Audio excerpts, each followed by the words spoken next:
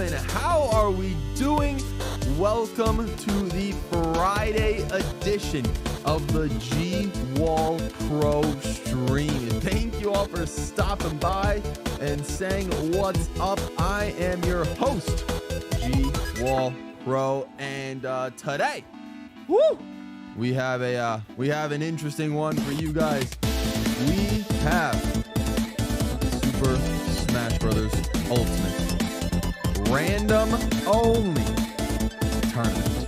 This one's about to be interesting. So let's go ahead and switch to the full camera in 3, 2, 1.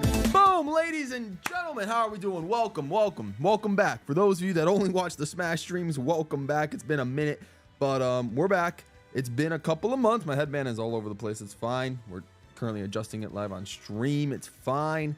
But how are we doing? Welcome to the Smash Ultimate tournament showcase. But we're back. I gotta change this message. It's been here for like 2.5 weeks now. But regardless, it still means what it is. We are indeed back. But thank you all for stopping by. I appreciate all of you. Yes, this one I think is gonna be very, very interesting. So I appreciate you all coming through. Let's give a W to Stars, member for 3 months in the Wall of Gold. That is a huge W right there. Thank you, Stars. It means the absolute world to me. That is incredible. Perfect way to start indeed. But boy, oh boy, do we got a lot of people in the room today. Let's go down the list. We got Jerry Bear, Princess Daisy, Professor Shy Guy, Rogue 3, Sineva, Flat, Stan, Stars, Finny Boy. Who else do we got? We got Hernandez, Aaron 2. We got Bowser Jr. Bros, Bumblebee, Janet 18, Super Mario. Let's see, Bowser Jr. Bros, Captain Mudkip, Sylvie, Luma, Lila is tired, Cool IB, Cats. Let's see if I'm missing anybody so far. Fire Yoshi, the GOAT, is in here as well. And I think that is everybody for the most part. Yes. So ladies and gentlemen, thank you for stopping by. I really appreciate that, and I hope you guys are excited. Oh, what on earth am I doing? Okay. we're good. Oh man, let me let's get these bad boys off. But hope you all are doing well. It's the weekend. If you're in America, long weekend. We got Memorial Day on Monday, so you know you got 3 days off of school and or work, hopefully. But regardless, yeah, this one we're focusing on tonight for now. This one's gonna be interesting. Whew. Whiteboard words need to be said on stream, not just on the start screen. This is true. I will get to it eventually. It always leaves my mind every time I think about it. I never remember to change the message, but yes, that will happen one of these days. I know the setup has been this way for a bit now, but really liking how the lights look. Let's go, Fire Yoshi. Thank you. Yes, the lights over here, and then also the new lights over here that I got just this week. So a lot of good stuff on the way. Let's go. All right. Give me a quick second. Let me see. Just currently setting things up right now because I know a lot of people said join, so I gotta tally who's playing, who's not playing, yada. All right. Let me see. So out of everybody that said join, this is who I have so far. How many do I got? Okay, not too bad. Currently, I have 14. I'm going to read off the names and just let me make sure that, you know, all of you guys are still here so that we don't have anyone like that said join earlier before the stream started and now aren't here and we all of a sudden have a wasted spot. So the 14 people that have said join so far, which means you guys have Smash Ultimate and you're interested in playing in this tournament tonight, and there will be like no issues, nothing like that. The only issues that will happen is, I mean, knock on wood,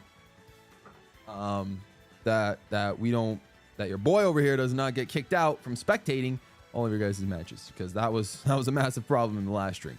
But besides that, the 14 people that have said join are Jer Bear, Professor Shy Guy, Princess Daisy, Rogue 3, Sineva, Flat Stan, Captain Mudkip, Bumblebee, Janet 18, Super Mario, Sylvie, Luma, Stars, and Lila. All of you guys, that is 14, right?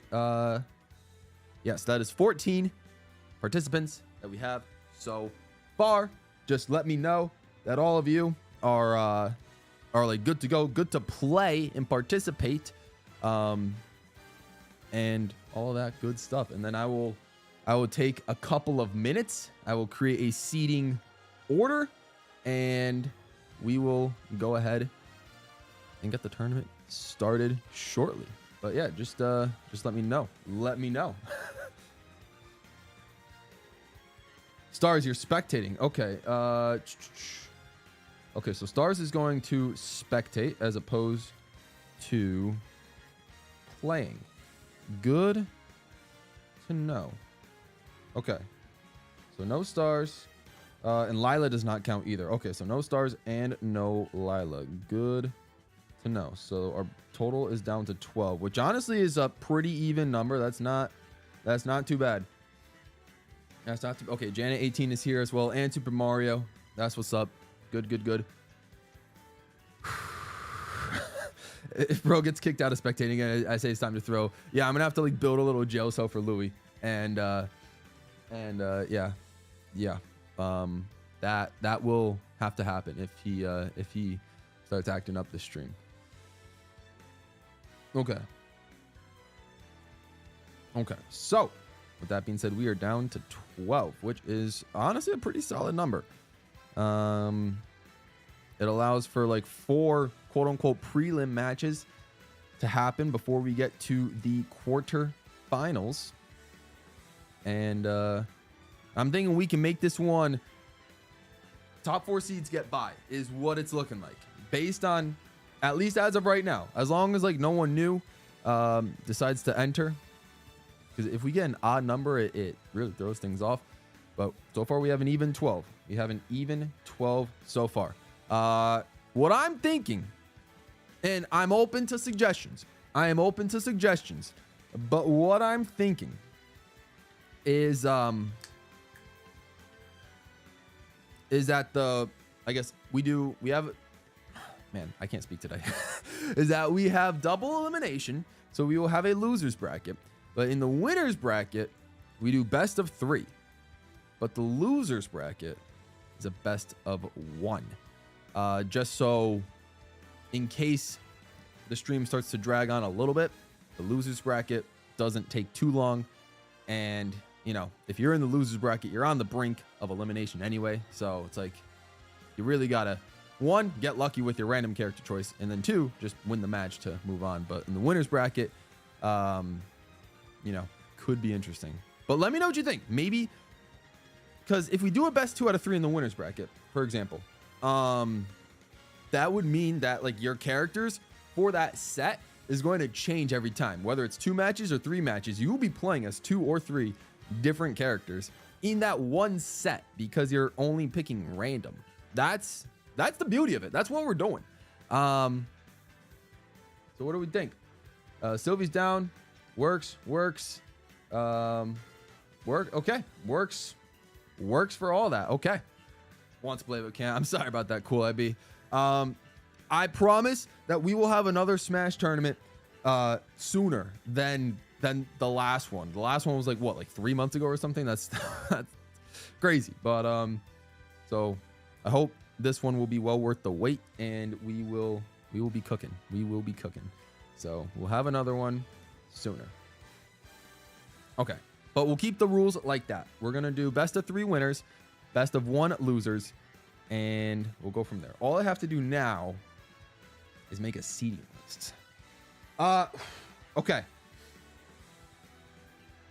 Man, who chat right now? Fire Yoshi, are you here? Are you here? And if not, does anybody, what I'm trying to ask is, does anybody remember who has won a Smash tournament of mine in the past? Because I think I want to use that as a basis for the first 4 seeds. So I know Professor Shy Guy won one. I don't remember what the exact kind of tournament. I think it was just like the regular like viewer tournament or whatever. Professor Shy Guy has 1 win, I believe. Bumblebee, I think, is going to get a bye regardless because he's goated. I think Super Mario might have won the tag team tournament. And then Luma won the, I don't remember exactly what tournament it was, but she was Rob.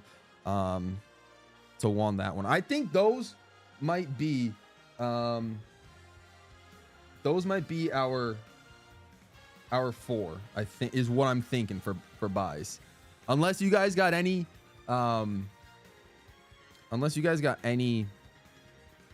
pushback. But based on prior performance, I think those 4 are our best contestants right now. So I'm going to go ahead and we're doing this all live. We're doing this all live. Okay.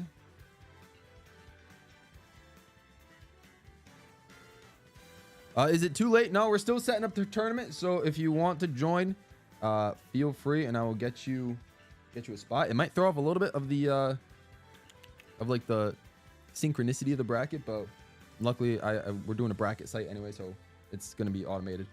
But that means who was here? Lane and Lucas. Do you want to join? Okay, Lane and Lucas. Lane 7.0 and Lucas. Okay. Whew. All right, we'll do that. Let's see. How is it going?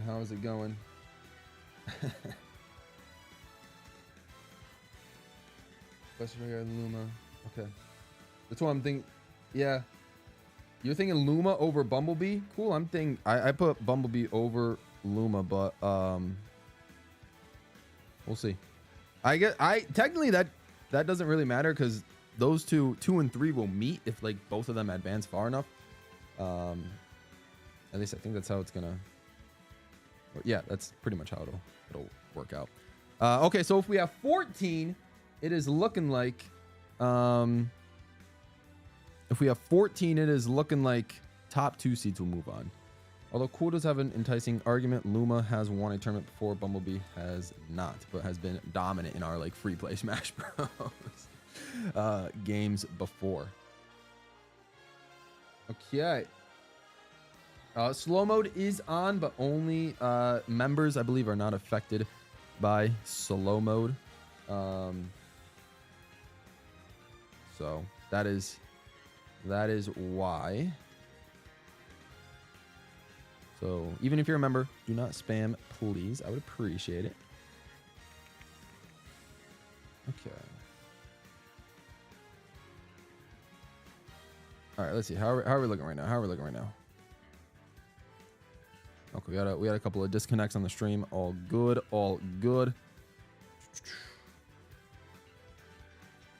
But yes, only need to say join join once. Okay, let's see. So I got top 4 in there. Okay, so I'm gonna do this just so I get a clear view. This.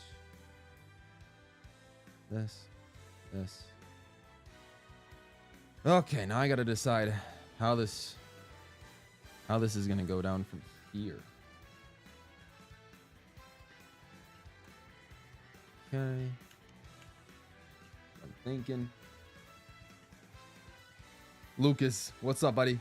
Wall star for 7 months. Wish I could have done this earlier. Also, 7-month hype. Thank you, buddy. Appreciate it. I'm looking down a lot because like I'm using my phone to read your guys' messages while I work on the bracket and the all of your guys' like putting notes down on like who's joining and then the seating and all of that. So bear with me.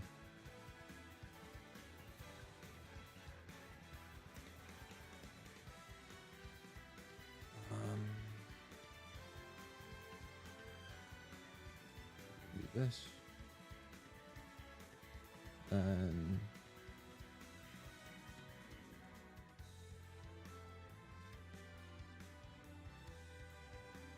I don't, dude, like the middle. All of you guys are so close in skill. It's so hard to sort some of you guys. Oh man.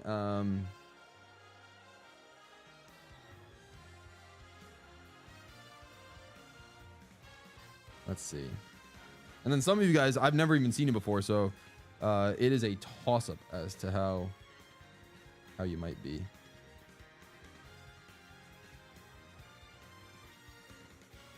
So I could theoretically put someone that is in a very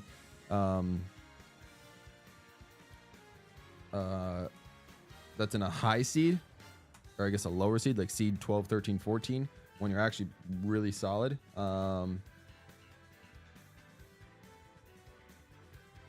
Hopefully that doesn't happen, but we'll see. But we will see. Let's see. Sorry, I messed up. All good, Finny boy. I took you off the bracket anyway. You're good. You're good. If it's too close to members priority higher than new players at the bottom. Yeah, it's a tough call, but at the same time, you know, I don't want someone to get screwed over by a player that I just don't know, but end up actually being really good.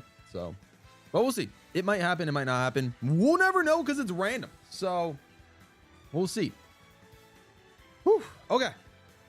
But I have 14. I have 14 set.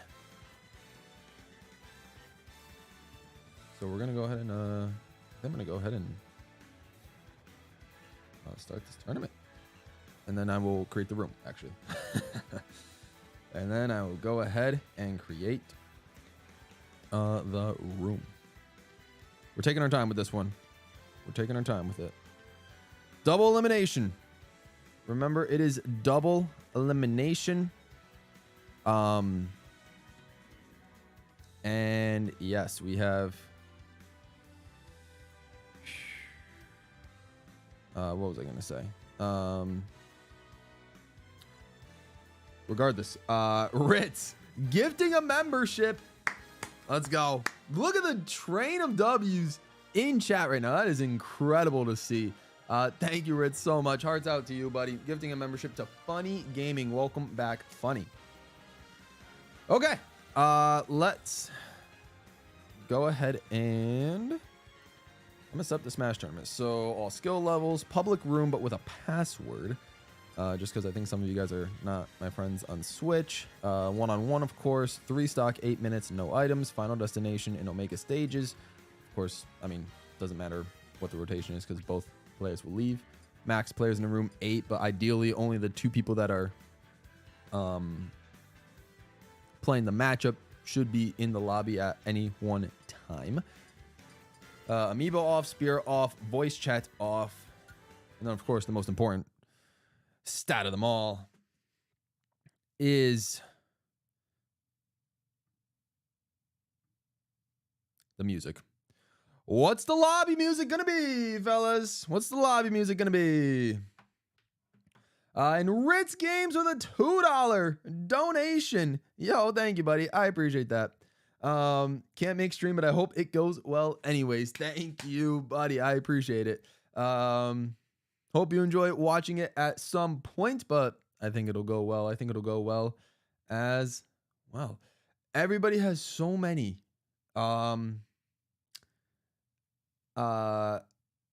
There's way too many requests. Like I can only pick one. I can only pick one. Let's see. What's in the other category? Is there anything good? Is there anything good in the other category? Curious. Tetris? Yo, hold up. I need to. Nah, honey. Okay, nothing crazy. I remember liking this one. Yeah, I remember liking this one. Dude, I'm really just out here looking at the other category. Oh, man. Wait, they got the original? Oh. This might have to be the play, fellas. That might have to be the play. Hey, yo. Hey, yo. Oh, man, that's funny. Oh, yo, the Find Me theme. Hang on. Dude, we're running it. We're running it. We're running Find Me, fellas. Dude, this was like my childhood. Or, well, part of my childhood. Like my pre-teen years. 2011, 2012. Or early teen years. That's what we're doing. That's what we're doing. For those that wanted Fire Emblem, this is close. It's like bootleg Fire Emblem, but we're running. It's a random tournament anyways. Pick the name of the arena.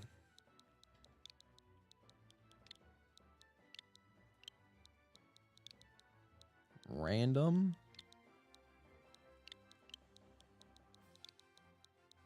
Only. Tourney. Will that fit? Oh, okay. We're gonna have to take out the E. Spell it wrong on purpose. It's fine. Fine. Oh, password.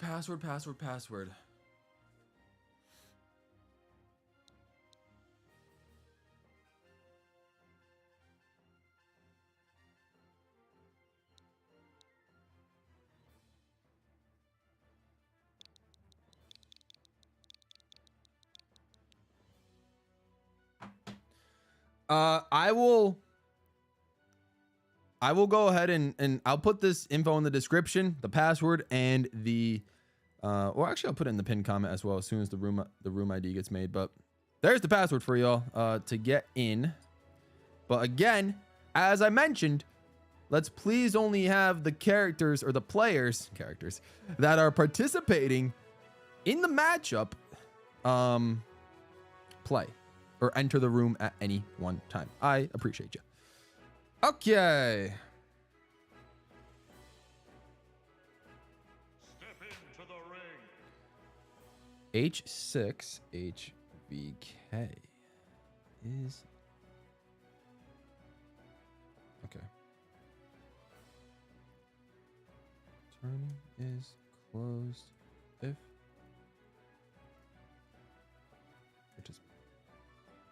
okay.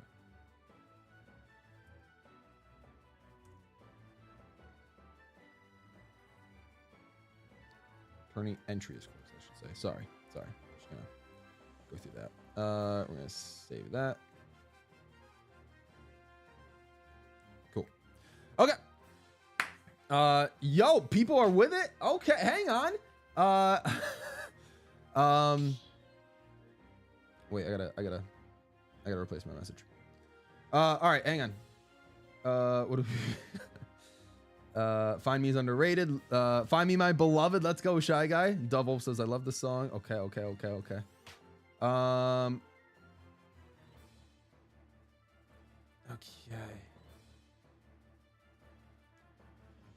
Okay, wait, hang on. Whoa, we might have a final two. We might have a final two to make an even 16. Yoshi Star and Whimsical. Let's see. We might make this happen. This could theoretically work. Yoshi Star and Whimsical. Please let me know if you're both I'll add you guys in the tournament. I'll add you guys in the tournament if you guys are both still here. Do we have are we experiencing McDonald's Wi-Fi? What? Oh, man, that is rough. Dude, this stream is okay, yeah, stream it. Dude, this is Streamlabs is not performing well today. Streamlabs is not performing well today. Again, Whimsical and Yoshi Star. I didn't realize until much later that you both said join. If you guys reply saying that you both are here, then I could theoretically add you both back into the tournament. Let me see if I can just go ahead and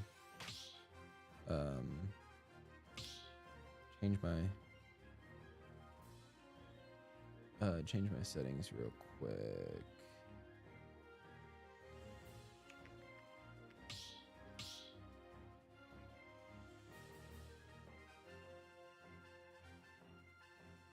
Edit. That's what I wanted.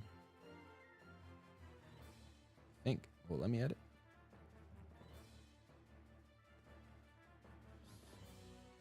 Oh, okay. Hang on. Bracket information. Oh, sorry. I'm looking through this. Looking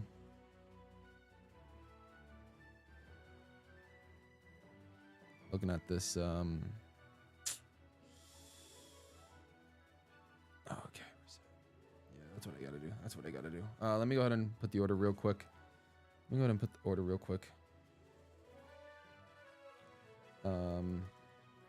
Sorry this is taking so long, fellas, but when we have some late additions, it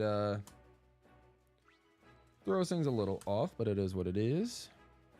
Can someone check on Whimsical? I saw Yoshi Star was still here. Can someone please check on Whimsical? I don't know how, but like, you know, just just thought I'd ask.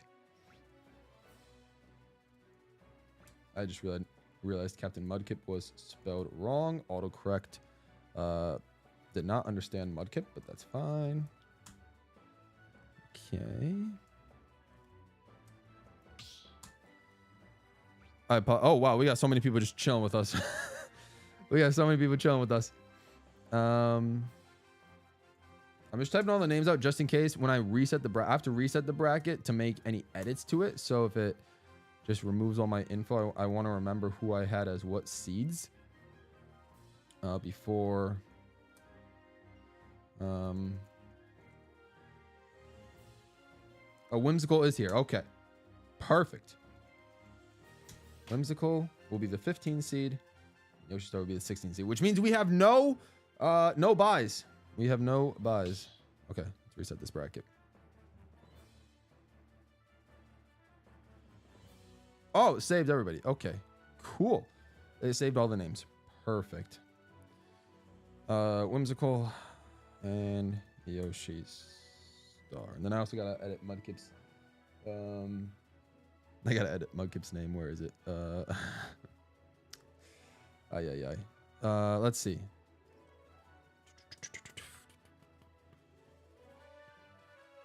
Okay, I think we are all set. Start the tournament.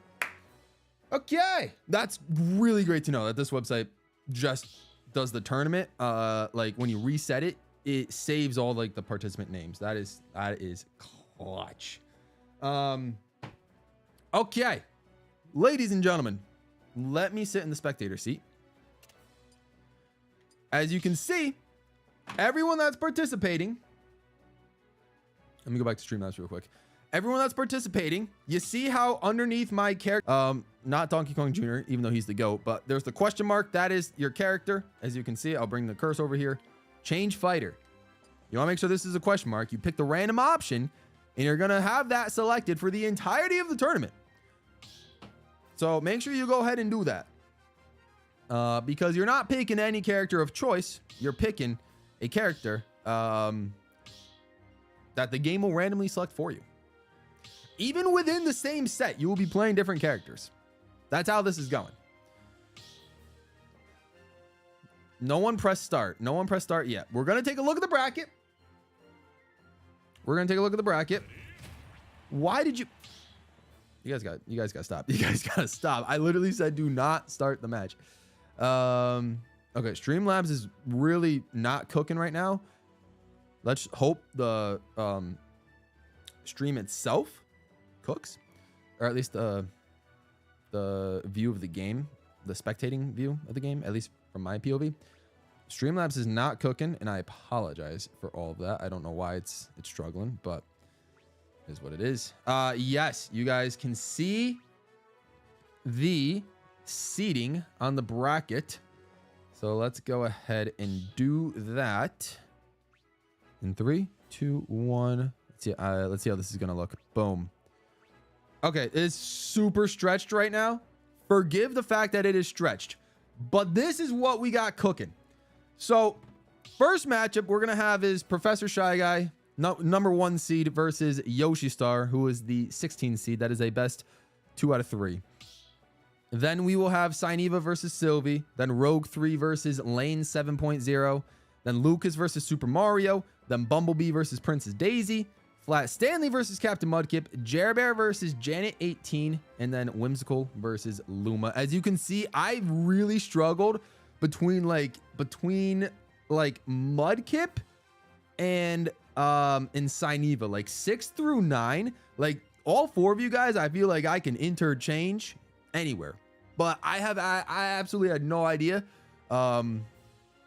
So that's just kind of what I threw together. And then 10 through 16 was really just like I don't think I don't know you at all, or I haven't seen enough of your Smash Brothers Ultimate gameplay to really gauge where you would go. Might be fair, might not be fair. This entire tournament is not going to be fair because it is completely random characters. You're either going to get your main or get someone you are horrible with. It is what it is. But again, let's have Shy Guy versus Yoshi Star in the match. If possible, I would request that everybody else leave the arena so that when I spectate, I have the best possible chance to stay in the spectating room. That I would greatly appreciate. I can't kick my spectators, Shy Guy, just because if I kick them, they can't join the arena back, and these are participants in the tourney. So all I have to do is ask that Whimsical, Lane 70, and a person please exit the tournament or the arena if you can. I assume Yoshi Star, are you the triple question marks? Can we get a verify? Can we verify that Yoshi Star is the triple question marks? Okay, Yoshi Star is the triple question marks. We still have some other spectators in the arena, but regardless, I feel like we have been holding this on for too long. So whenever you guys are ready, Shy Guy, Yoshi Star, this is a best 2 out of 3, random only. So let's go ahead and make it happen. Good luck and have fun. Exactly. Good luck and have fun.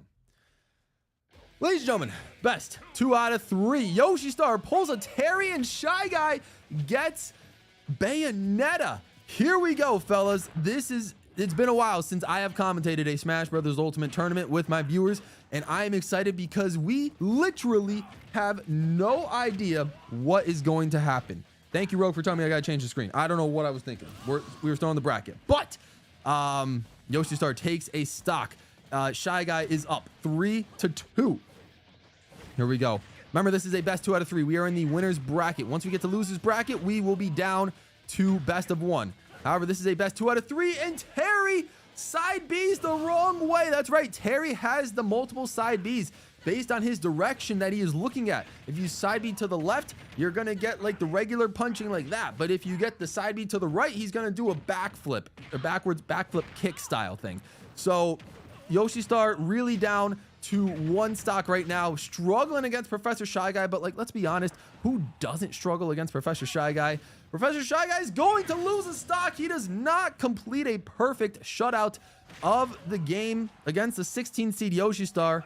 Then again, I have not seen Yoshi Star play, so I have no idea. However, this is a pseudo 3 stock because he did not take any percent in his second stock. Regardless, Professor Shy Guy takes game 1. Let's see if Yoshi Star can make a comeback here and force an upset. Incredible matchup to start. Incredible matchup to start. Again, thank you guys for telling me to change the screen. I forgot. Sorry. Ay, ay, ay. That was embarrassing, you know, trying to do all this on my own. This is what happens. Now we have 2 brand new characters. Shy Guy is Kirby and Yoshi Star is Corrin. Oh, no. Here we go. Kirby versus Corn. Kirby with a back body slam, using a couple of kicks, trying to edge guard a little bit. And Yoshi Star just trying to learn Corn. I don't think Yoshi Star might not have used Corn once before, is my guess. Just trying to find his way around the map. But gets a nice move onto Kirby as Kirby goes underneath the platform, decides to hit a couple of dash attacks, and now he's just finding his footing. Corn just trying to stand still, almost stay out of Kirby's way in effect, but Kirby's got a nice little combo cooking and a nice solid recovery from Yoshi Star. Is he going to work on landing an attack? Decides to get hit, and a backflip kick from Kirby allows Corn to go up, and then we got to grab. We got to punch down, a downward throw, I should say. Tries to counter Corn, but it doesn't work. And Kirby trying to edge guard a little bit. I don't think Professor Shy Guy's too familiar with Kirby, but it may or may not matter. It's going to take a little bit longer for Professor Shy Guy to take the stock of Yoshi Star, but he's still working on them punches, working on them kicks. We're going to see that first stock go away right now. Yoshi Star down to 2, but it's not as dominant as the first matchup. Professor Shy Guy definitely looked a lot more comfortable with Bayonetta. Oh, and Corrin almost with a self-destruct stock. This is a tournament level, or else Professor Shy Guy probably would have gone for a homie stock right there, but he chose not to. He's looking to take this win handily and move on to the quarterfinals when he has a chance. Gets hit there. He's down. He's up to 62%. So this wasn't an easy stock per se, but I think Corrin just hasn't landed too much of an offense for Professor Shy Guy to handle. So Kirby is really doing all the work, but the counter ends up landing. I don't know if that was intentional or not, but he's starting to string together a couple of attacks now, Yoshi Star. This is going to be interesting. How will Professor Shy Guy respond? He gets a dash attack that Corrin does not necessarily back out of, and tries to use the neutral B to get Corrin within his grasp, and a stock is taken. In both matchups, Yoshi Star has taken a stock from Professor Shy Guy, but will it be the same story? And it is a pseudo 3 stock with Professor Shy Guy not taking a hit on his second stock. Congratulations, Professor Shy Guy has advanced 2-0 to the quarterfinals. I'll wait until the end of each round to do a bracket check, just so, you know, saves me some time from going like from screen to screen. But it is what it is. GG's, Yoshi Star. Yoshi Star, stay on the stream because you have moved down to the losers bracket. So please stay on stream. You may exit the arena so we don't, you know, so the lag just doesn't, you know, go crazy. But stay on stream if you can, and once we get done with this first round, we will see you back in losers bracket. Our next matchup, Seed 8, Sylvie versus Seed 9, Syneva. Random character. This might be the most even. On paper, this is supposed to be the most even matchup in the room. So let's see. We're waiting on Syneva to enter. Professor Shy Guy says, I like how you say my Bayo looked better because I used to secondary Kirby in Smash 4. Oh, that's interesting. That is interesting. Yeah, I guess it was just like the matter of the matchup, you know?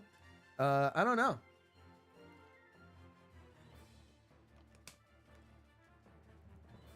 Knock on wood, that first matchup went swimmingly for my perspective.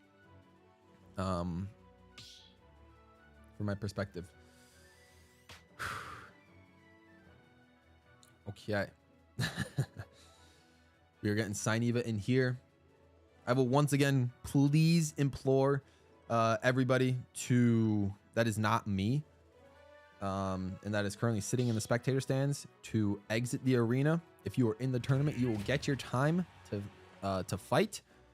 But just so I have the best chance to stay watching, and if you guys want to watch the perspective, just watch the stream. Like, you can watch. That's what I'm doing. Just watch my stream and you'll see the perspective. You don't have to spectate yourself. But regardless, we are getting into it immediately. Sylvie, Syneva. Sylvie gets Princess Peach, and Syneva gets Mewtwo. I don't know if either of these participants have played either of these characters. I certainly haven't seen any of them play these characters in any of the free play Smash streams that I've hosted before. So this should be interesting for sure. I absolutely have no idea who is going to take game one here. Sylvie looks to be cooking a little bit right now, but it might just be ease of familiarity with the character. I think Sainiva is going to have a much harder time settling into Mewtwo's unique moveset as opposed to Sylvie trying to get used to Peach, because Peach used to be the best character, or one of the best characters in Ultimate, at least day one. Peach is, I think, is farther down the tier list now, but Peach at one point was one of the better characters. Uses a hot shot and hits Mewtwo. And Mewtwo's already at 137%. Let's see if Sainiva can use a couple of grabs, maybe get some of those mystic arts in there and see if they can use some throws to get Peach down to some high percents. Peach is a relatively light slash floaty character, so it might be easier to kill, though I don't know if Mewtwo has any hard hitting spots. We'll have to use the tail a little bit, and there it is. Sainiva, despite being down for the entire stock, gets the first hit. Will Peach do the same? Oh, and I think if Sainiva teched out of that one, she might have been it, or that's not the right word. I think it's DI, directional input, out of the death zone. She might have been okay. Regardless, again, it's living up to the hype. This matchup, it is an even match between Sainiva and Sylve, despite both characters being random inputs. Not inputs, but random character choices. Sainiva's Mewtwo. They're both almost trying to avoid each other right now, just trying to figure out their movesets. Peach seems to be taking the high ground here. We're really looking Revenge of the Sith right now between Obi-Wan and Anakin. Like, Peach is really up here taking the high ground, and Sainiva's just trying not to turn to the dark side. Okay, I'll stop with the Star Wars stuff. But, like, I mean, come on, it looks like it. Anyways, Sainiva just trying to use Mewtwo's neutral B, and then just keeps getting hit by Sylve. And Sylve trying to figure out how to use the turnips most effectively, a Super Mario Bros. 2 USA reference that Peach has in her moveset, and hasn't really used that to her full potential. Sainiva, again, trying to use the neutral B to build up the gauge for the Shadow Ball, but not necessarily using it to its full potential, at least as far as I can see. It's hard to. It's hard to. Almost like Samus's Power Beam, it's hard to use those to their full potential. This is interesting. Both of them are relatively high percentage, but Sylvie is going to be the first one down to that stock. One stock left for Sylvie. Sylvie needs to put in some work. Sainiva might be getting a bit more comfortable with Mewtwo here, which is not good because Sylvie is going to need, oh, the reflection. The reflection from the turnip. Okay, this is interesting. Side B from Peach. Tries to roll. Oh, okay, screen's getting dark. Rolls out of the grab, but Peach, again, goes into a forward smash from Sainiva. Sainiva tries a neutral air. I'm not entirely sure which move that is, but regardless, a tail whip from Sainiva. Sylve 100% needs to knock out Sainiva for a chance to win game one.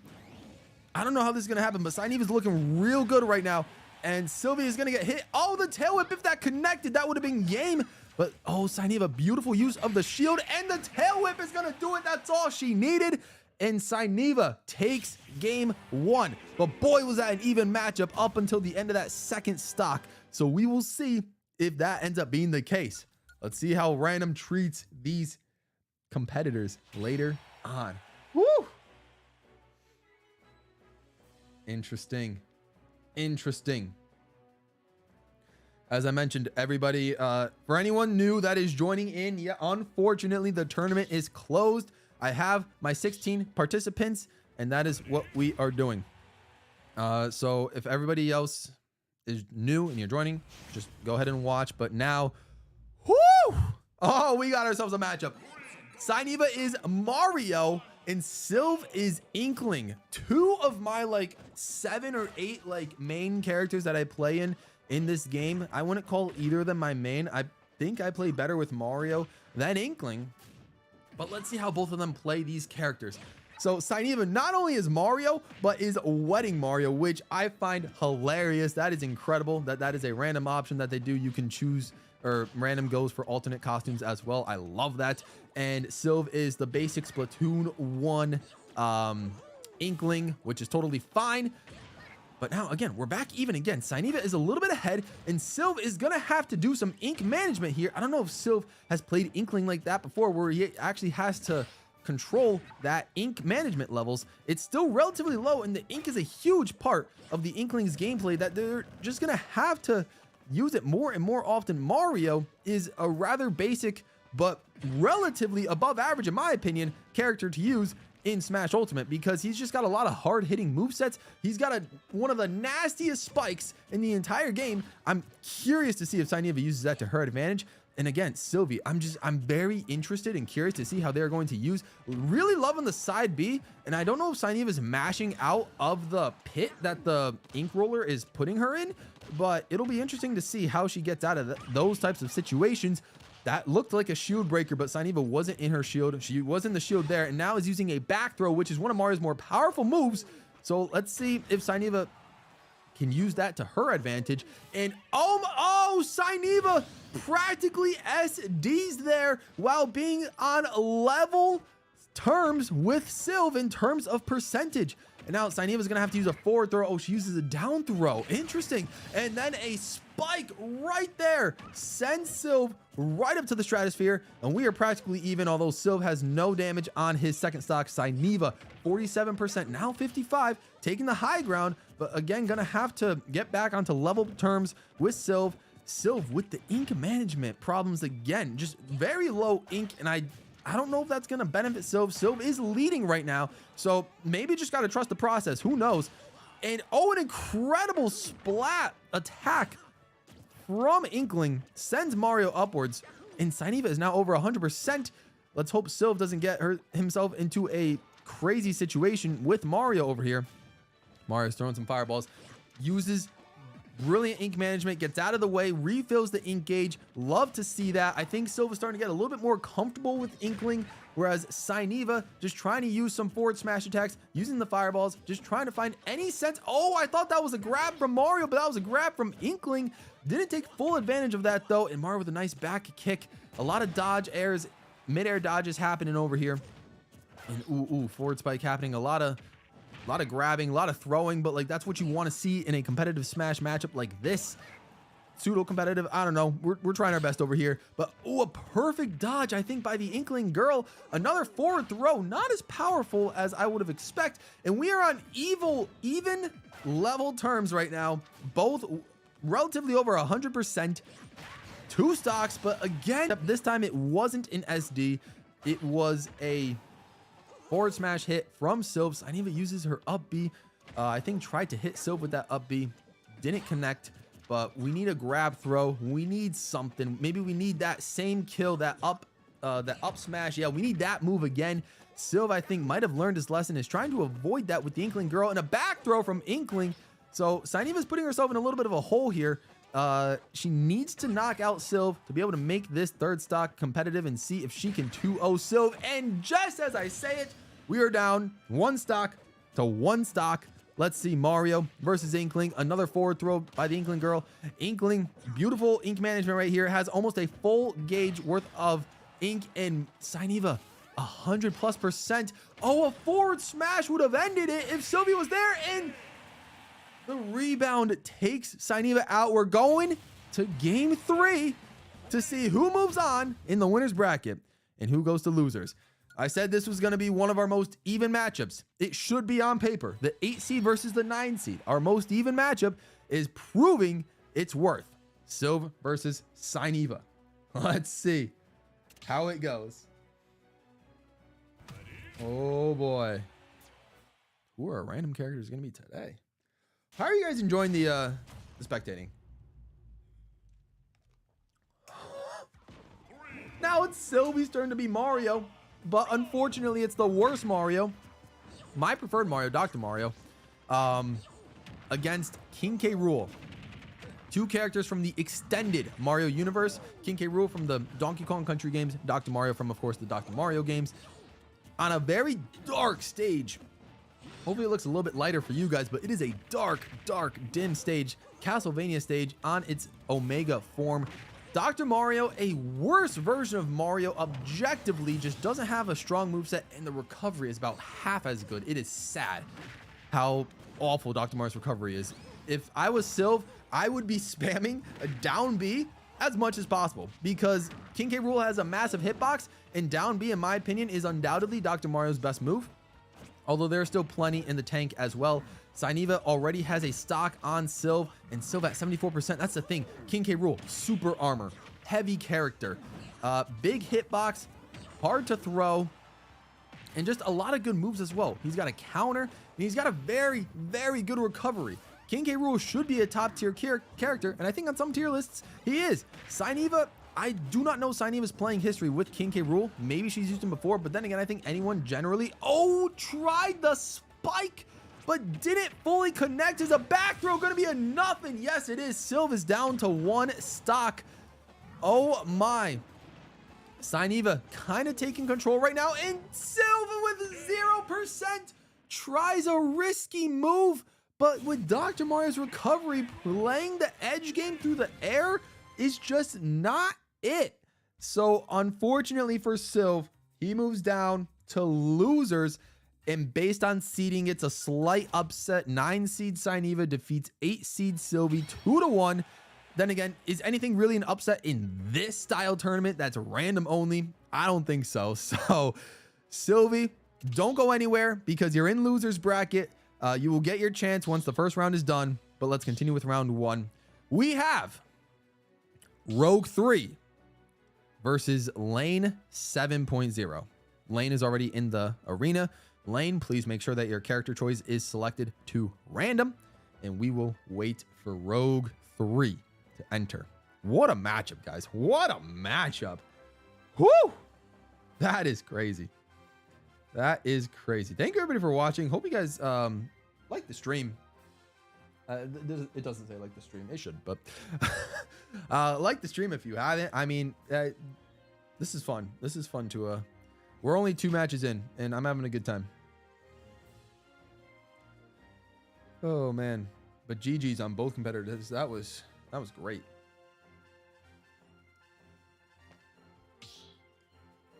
Rogue 3 was Shadow the Hedgehog, promoting the Sonic 3 movie. Yo!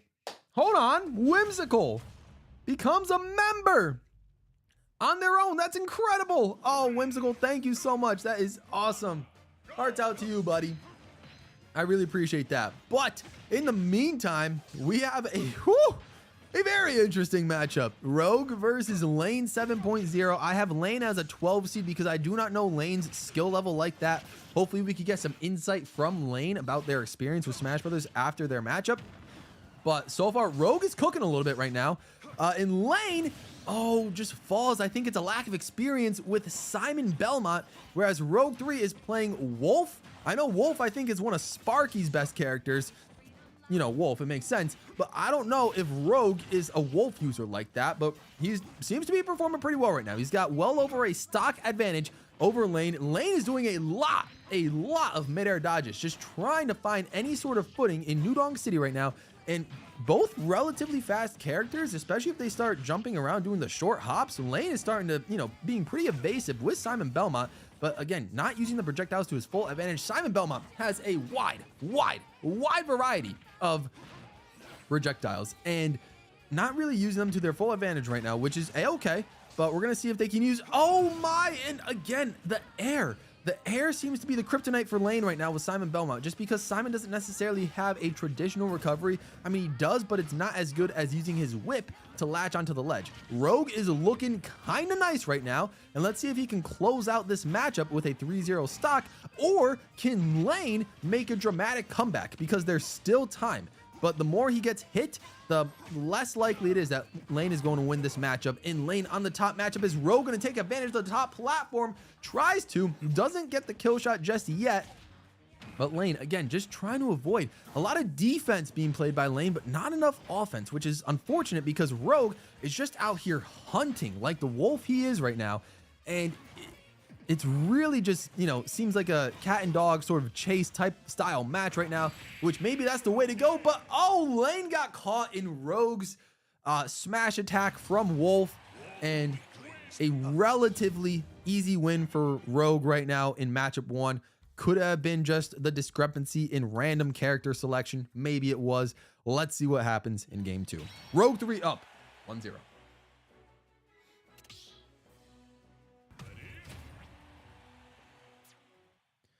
This one's gonna be interesting, guys.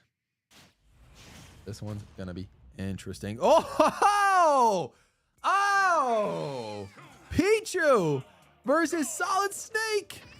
Oh man, the most family-friendly character versus a character that represents a very mature game series. This is on PictoChat, man. Don't you love Smash Ultimate? But here we go. Pichu in my favorite alternate costume, might I add, with the goggles. I mean, they're basically sunglasses. You gotta love it. And then we got Lane rocking Snake. Again, Snake, not your traditional character, and he doesn't recover. Oh no, Lane putting himself in a deep hole already. Lane has to win this match to be able to take this to a game 3. I'm so curious to see. Oh, Rogue tries for the down B lightning bolt, but doesn't connect. Lane again using the same strategy that didn't necessarily work the first time. He's down to 1 stock and he's just avoiding Rogue. He seems almost scared to face Rogue. Rogue is out here doing as many offensive attacks as he can with Pichu, might I add, who gets himself hurt by using any attack that he does. Even if he's missing, Rogue is trying some mid-air attacks right now, and you can see his percentage going slightly up because that's just what happens to Pichu. Rogue hasn't gone for a down B yet, which I feel like could be smart since Lane is just going above Rogue in plenty of these times, just trying to run away. I feel like he's just delaying the inevitable at this point. Like, there's not much strategy going on here as opposed to just running away. It's unfortunate, but you know, it is something you could do. And is he gonna recover? He doesn't. Oh no, that's gonna be it. Rogue 3 wins 2-0 and moves on. Lane 7.0, please, if you're here, stay on stream because you will be in the losers bracket, so you'll get another chance to compete. So stay on stream, and I appreciate you participating in round 1. I will see you in the losers bracket. Stick around, buddy. But Rogue 3 has advanced to the quarterfinals. Next up, and also if I could get both of you guys to exit the arena, or everybody to exit the arena, if possible, I would really appreciate that. Next matchup, Lucas Games versus Super Mario. Lucas Games, Super Mario. That's what we got in this next matchup. Let's see. Are both of them still here? Super Mario is here. Is Lucas here? I really hope so. He was here initially. Remember, you got to pick random. You got to pick random.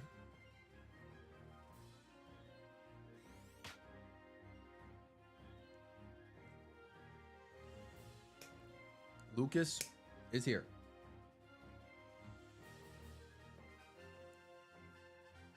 Okay.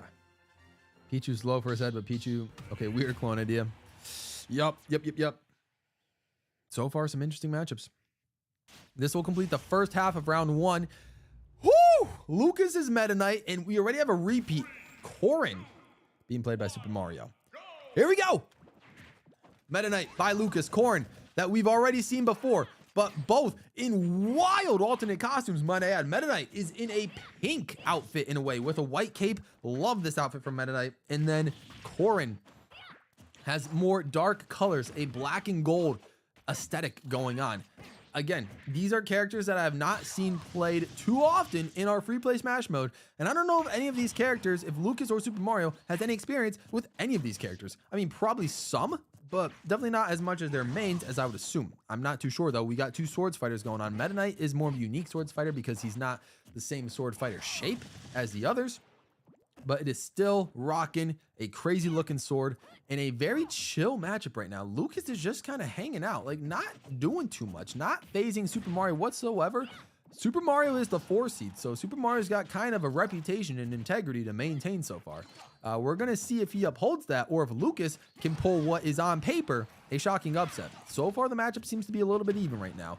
We got 2 swords fighters, as we've mentioned before, on this Electroplankton battlefield stage. You got to love it. Oh, and the Corrin neutral B hits Lucas, and the aftermath of the second neutral B hits Lucas, and that is his first stock. Incredible play by Super Mario.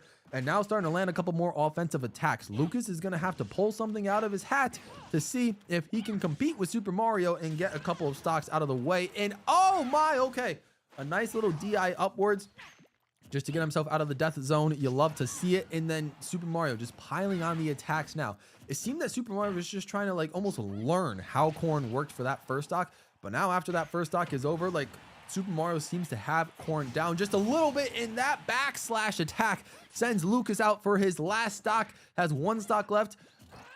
I'm rooting for you, Lucas. Let's hope we don't get a 3 stock here. We need some attacks from Meta Knight. We need some aerial attacks.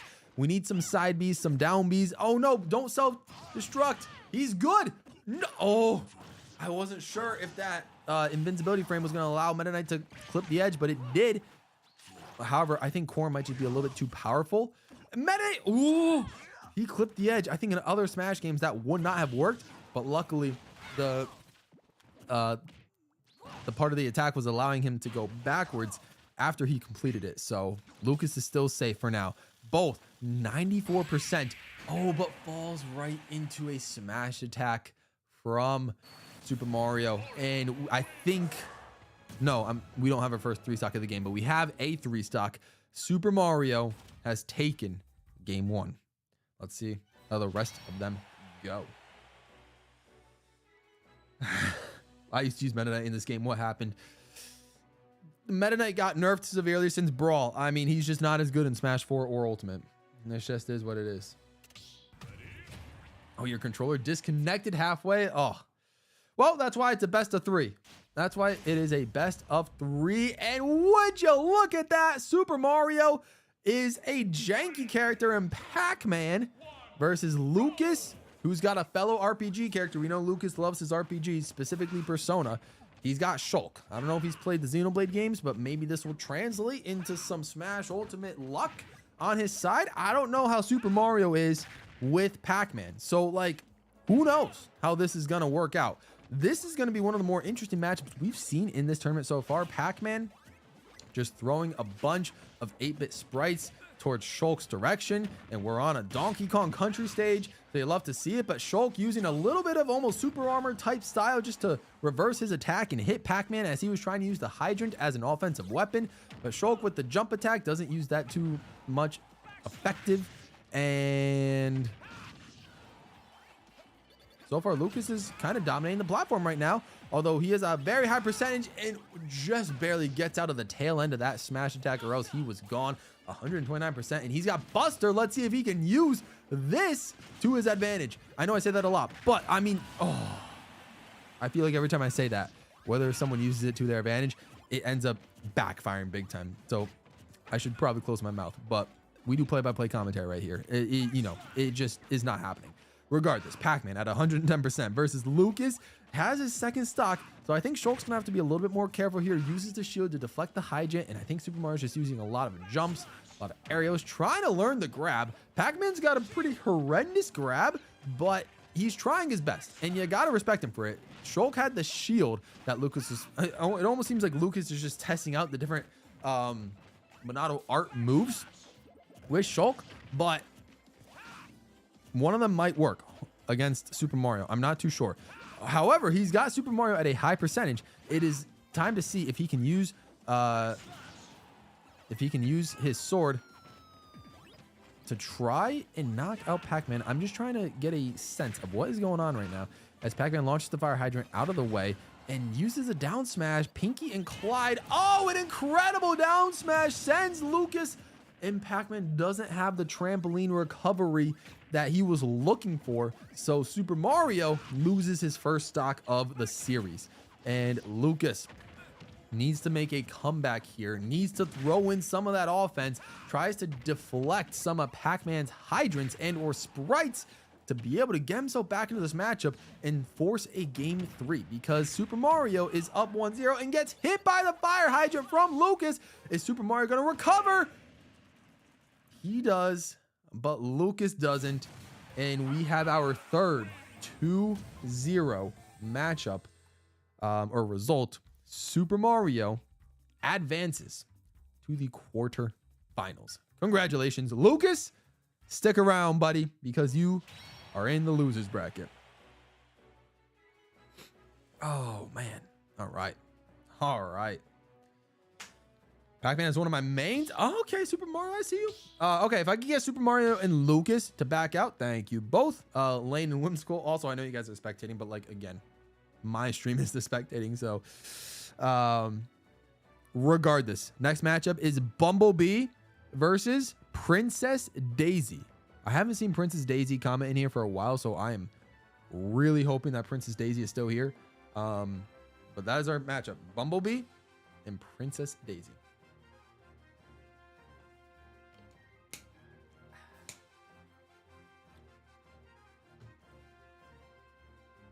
We do have a bracket. I'll go ahead and switch to the bracket real quick.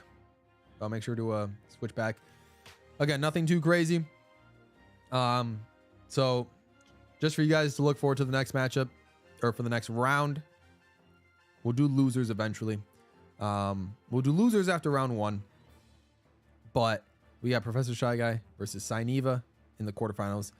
Rogue 3 versus Super Mario in the quarterfinals. But again, next up is Bumblebee and Princess Daisy.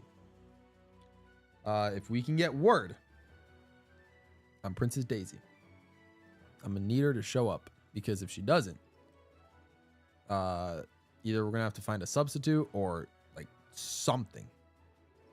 So let's see. I know Princess Daisy has been insanely active in the Discord. So if you guys, if you want to like tag her or at her in that, I know I've seen the Discord. Princess Daisy is insanely active in the server. So see if you can tag her and get her attention to come join the tournament. We'll wait a little bit before we decide to switch to somebody else. So now I see a couple of people in chat that don't have a spot in the tournament, and probably would play. So we'll go ahead and wait for a couple of seconds before we decide to do anything, just in case.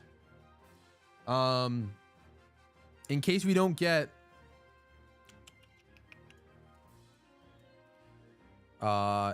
Princess Daisy. I see Anon is in chat, and Anon doesn't have a spot in the tournament. Anon, do you have Smash Brothers, and would you be willing to take Princess Daisy's spot if Princess Daisy does not show up? Let me know. If not, then potentially Bumblebee gets a bye, but hopefully that I don't have to do that, because then that would mean whoever ends up facing Princess Daisy in losers, whoever ends up playing Princess Daisy in losers would also get a bye.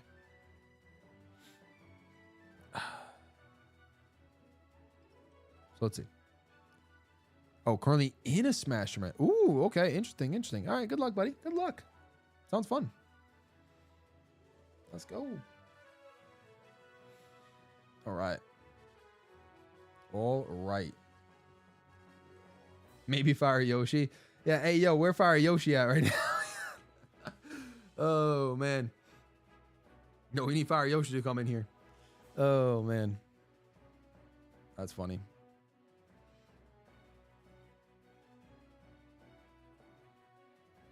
I'm curious. Where's the man when we need him? Exactly, Flash Stanley. Exactly. You know what? Honestly, high key, if we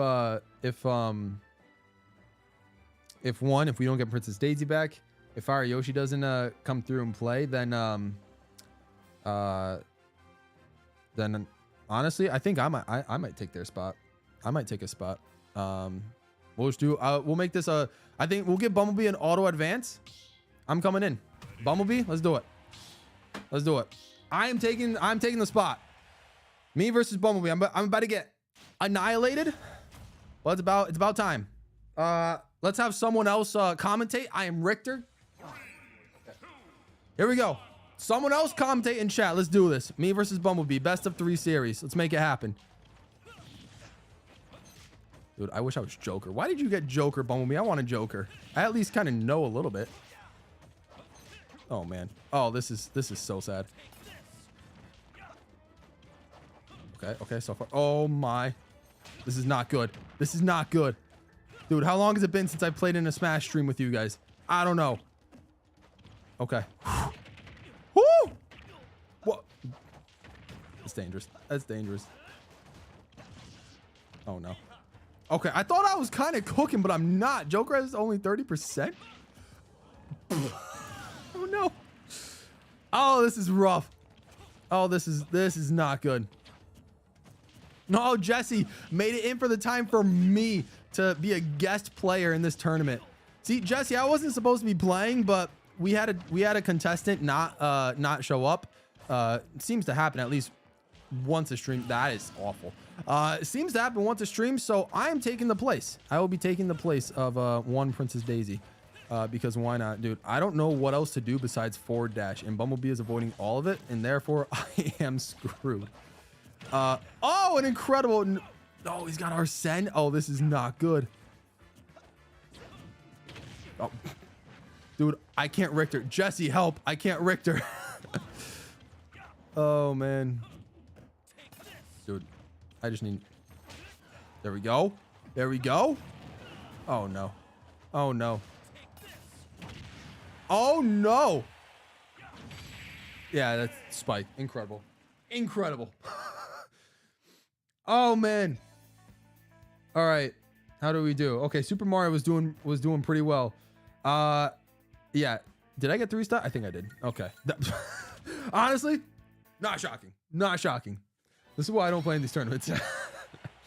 Oh, man, but I'm ready. Best 2 out of 3, like we said. We'll make it happen. Bumblebee is up 1-0 on your boy. Oh, boy.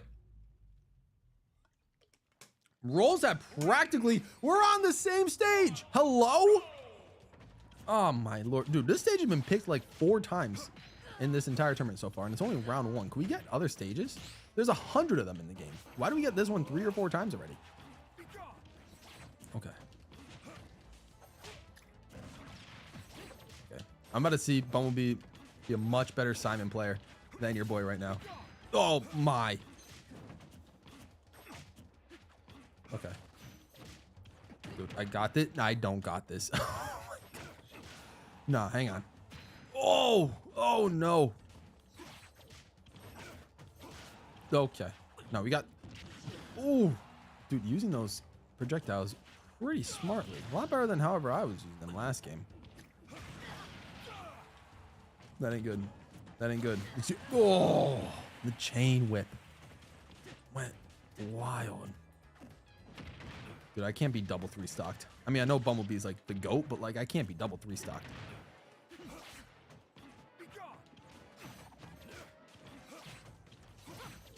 Ooh.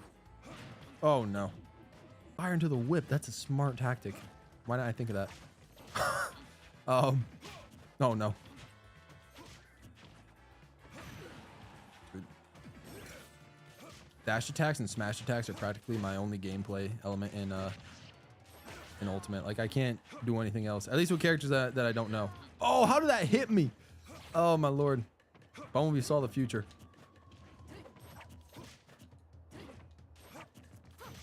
Okay. Oh, why did that? No, hang on. I got this, fellas. Do I? No, I don't, but it's okay. Oh. Okay. Oh, we narrowly avoided it. Oh, yikes, that ain't good. Oh my! Recover. Thank you, Sheik, for at least being... Woo! Dude, was that a double attack right there? How did that hit not connect? Ooh. Okay, we're good. Ouch.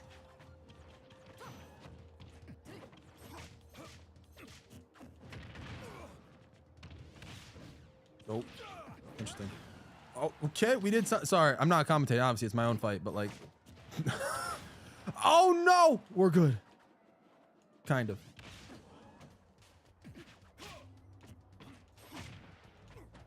Dude, I just want to stock. I just want to stock. Woo!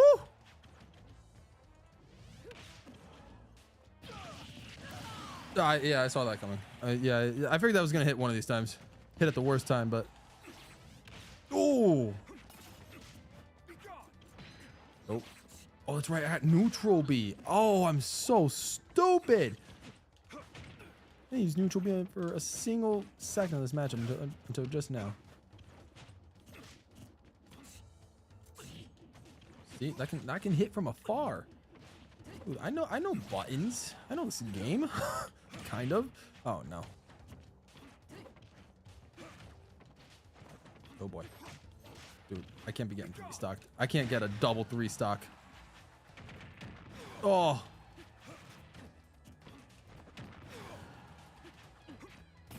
Oh boy.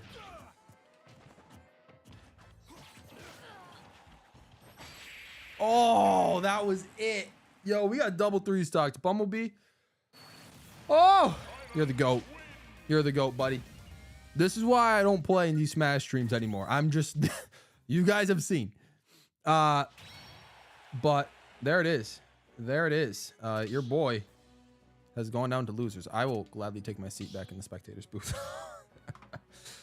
Oh man. But I will abide by my replacement, and I will see you guys down in losers.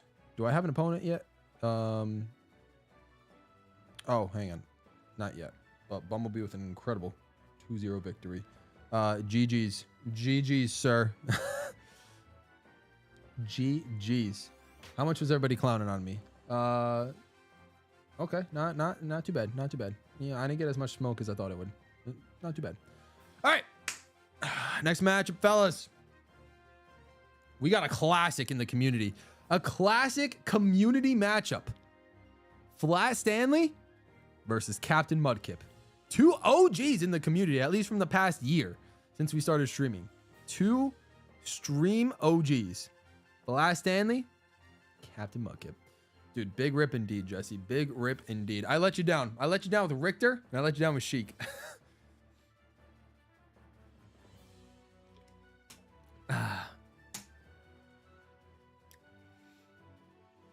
Oh man, you tried your best. That's all that matters. I did. Legitimately, I did. It was sad, but like I tried my best. I tried my best with the cards I was dealt with.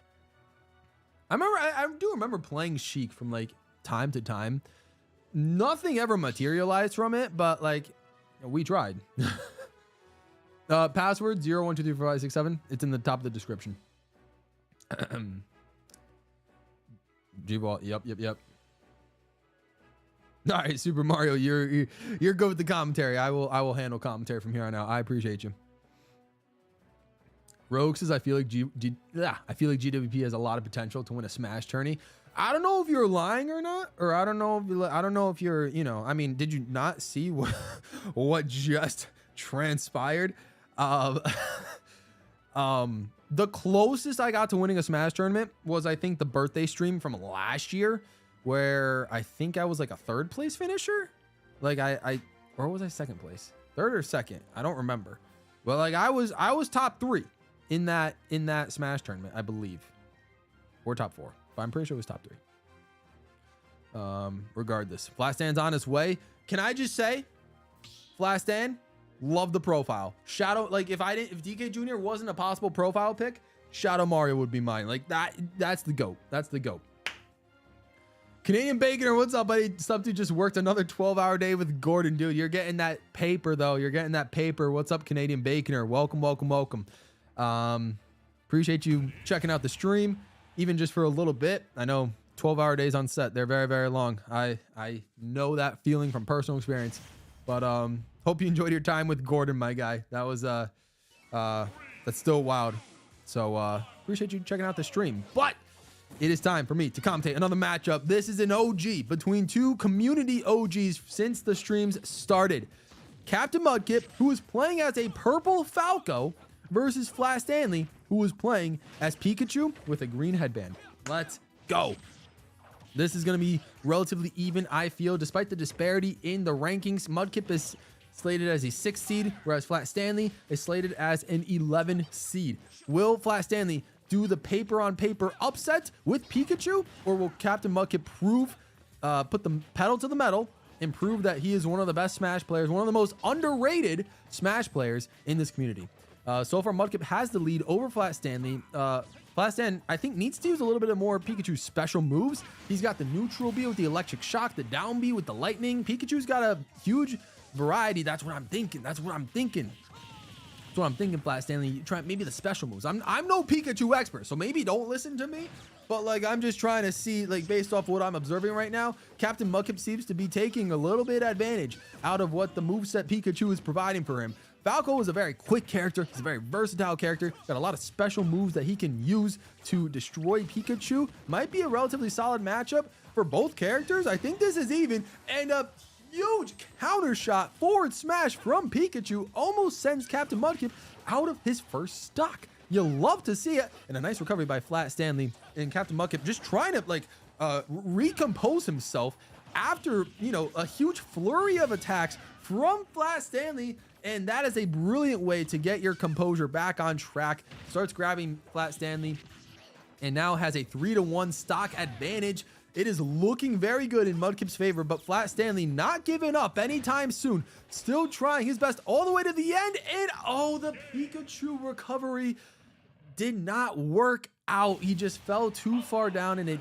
didn't operate the way he was going for. Captain Mudkip takes a 1-0 game lead.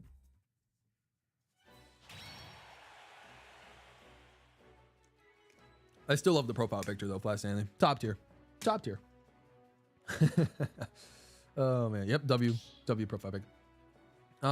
Rogue says, yeah, you got third place on the birthday stream, losing to me and Sparky, but that is why I say you have a lot of potential. That's true. Yeah, if I'm playing like more my mains, I feel like I'd be solid. Like, give me my Mega Man back, give me like my OG Mario. I think honestly, currently those are my two best. Whereas like Joker and Rob I used to be really good at, but like they've kind of like fallen off a little bit. It is what it is. But I appreciate that, Rogue. Oh man. We'll find out tomorrow, Sylv. Even if it's not the Super World, tomorrow's stream will most definitely be a good one. I have an idea for tomorrow's stream. It's probably not going to be the Super World as far as I know. That'll be maybe like, you know, I'll save it for a bit. I don't want to do too much Mario Maker at once, but Super World will happen. But I have an idea for Saturday stream, and it might be long. I don't know. We'll see. We'll see. Anyways, Captain Mudkip versus Flat Stanley. Part 2, game 2. Flat Stanley needs to have a win here to be able to force game 3.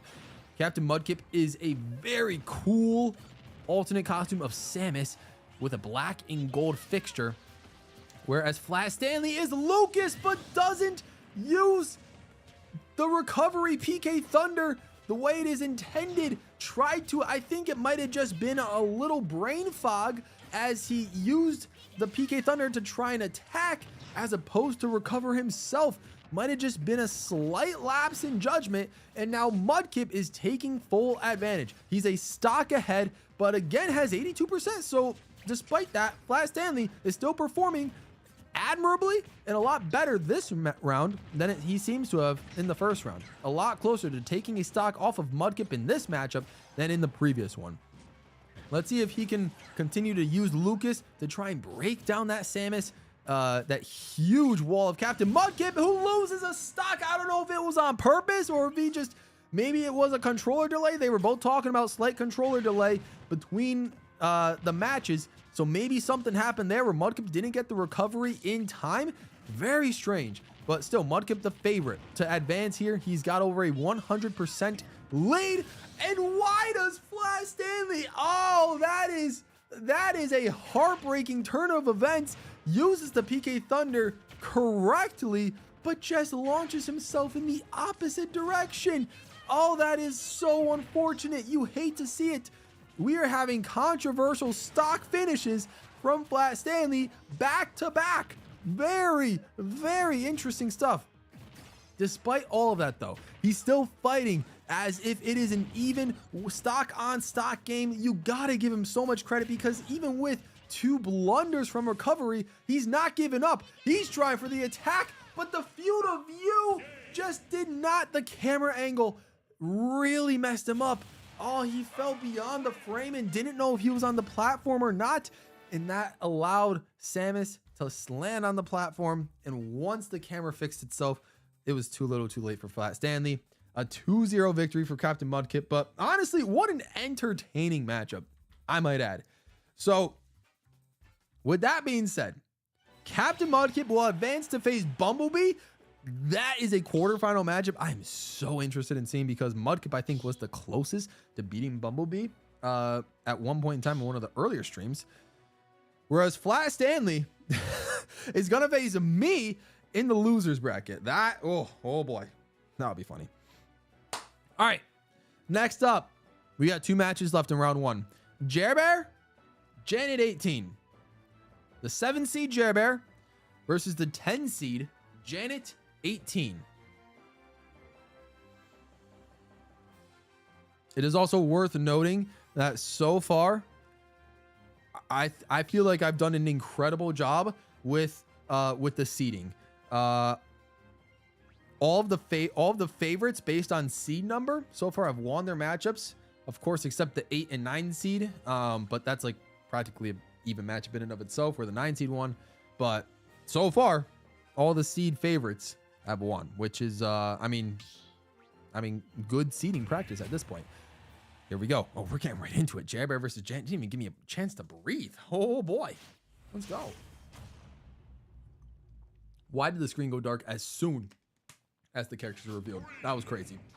This is wild. Jerbear, Kirby, Janet, Cloud. Here we go. I do not know anything about Janet 18 or their skill level. They could be much better than a 10 seed. They could be much worse than a 10 seed. I'm not too sure. Or they could be exactly where they're supposed to be at a 10 seed. Jerbear, it was so tough to put Jerbear at a 7 seed, because I feel like Jerbear is a lot better than a 7 seed. But that just goes to show the quality of the competition we have in this community for Smash Brothers. Regardless, I'm so curious to see how Jerbear performs as Kirby. Nearly avoids an incredible forward attack from Cloud, but Janet with Cloud has his limit break, and it does affect Kirby at the last strike. Kirby still has 15 less percent more health than Janet, and trying to use whatever he can to avoid Cloud's attacks. I like the strategy that Janet's going for. Just trying to find his footing, charge up his limit break, and then just landing whatever attacks he can with the Buster Sword, right? That he can. And a beautiful forward smash attack sends Jerbear out, and 1 stock is gone, and he still has a limit break. Jerbear with Kirby. I do not know Jerbear's experience with Kirby. I believe Jerbear normally tends to play heavy characters. I've seen him play Bowser a lot, and I think there's like another character he plays. It might be like Min Min, or like some like out there character like that. But regardless, Kirby doesn't seem to be one of those characters that Jerbear practices a lot, which is understandable. Who's going to practice Kirby? I don't know. Janet seems to at least know quite a bit about Cloud's movesets and is using it to, I wouldn't say destroy Kirby, but to sort of counter a lot of Kirby's attacks. What an incredible sequence from Janet, who is down to 2 stocks. I somehow missed Janet losing a stock. I thought we were at a 3-to-1 stock advantage. It is 2-to-1. Jerbear is much more in this matchup than I thought he was. So let's see what happens here as the rest of this matchup continues to unfold, and Jerbear trying to send Janet down to 1 stock to make this a lot more even. Oh, doesn't perform it. Oh no, it goes against Kirby's favor. What a, oh wow, I don't even know how to react to that. Cloud with an incredible recovery sword slash move, and now Janet is up 1-0. Insane. Oh my, Jerbear is getting so unlucky with these matchups. First he gets Kirby, and now he gets Jigglypuff.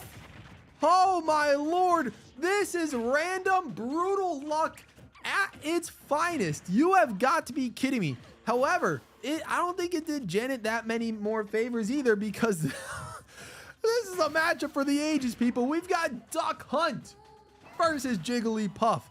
Oh boy, has Janet played Duck Hunt before? I don't know. Have either of these players played either of these characters before? I don't know. Both at 50%. It is dead even. The rest Jabber hits the rest. That is his saving grace, and you love to see that. I'm so curious if he's going to perform that for the rest of the stocks. That might be his key to forcing a game 3. We've only had one game 3 forced this entire tournament so far in this first round. That was the Sineva versus Sylvie matchup, the second matchup we've seen in this first round. This is now the second to last matchup of the first round. And let's see if Jabber, who just lost his stock from Janet, can find himself in a winning position to force a game 3. Janet, after taking that first stock though from the rest of Jigglypuff though, is doing numbers, and Janet recovers from the slumber from Jigglypuff just in time to avoid a potential rest knockout. I think Jigglypuff does need a couple more attacks though to land onto Janet before they can do anything damaging. Duck Hunt is looking incredible right now, just trying to avoid all of Jigglypuff's attacks, using all of the resources that Duck Hunt has, the NES Zapper, the Wild Gunmen. They've got a lot of tools in their arsenal to make this happen and go against Jigglypuff's moveset. Jabber at 100%, but again, one rest can really call it. Janet all of a sudden takes Jabber's stock down to 1. Jabber needs to win this match to force a game 3. If Janet, aka Duck Hunt, wins, then they will move on to the next round of the tournament. This, oh boy, there's a lot going on right now. A lot of stakes on the line. Jigglypuff is just almost trying to play it safe, I think. I don't know, but they need to get an attack going to somehow get Janet out of the arena. And Duck Hunt Puff is in the air. If we get some attacks, a perfect shield that saves Jigglypuff, and Janet's down to 1. It is not over. Jigglypuff just needs to stay composed. Oh, right on the edge of the death zone. Janet throws a frisbee, trying some aerial attacks, throws another frisbee. Jigglypuff reflects it away, then damages it with the shield. Jigglypuff needs to get a couple of attacks in, and then maybe a rest. I don't know. Jigglypuff needs to do something, gets hit at 127%, and that is gonna do it. I thought we were gonna see a comeback for the ages, but no. Janet, maybe based out of horrible character select luck from Jabber, Janet advances with a 2-0 win in the series, and Jabber goes down to our second to last spot in the losers bracket. And with one matchup to go, hopefully both of these competitors are still here because they've had to wait a long while for their turn.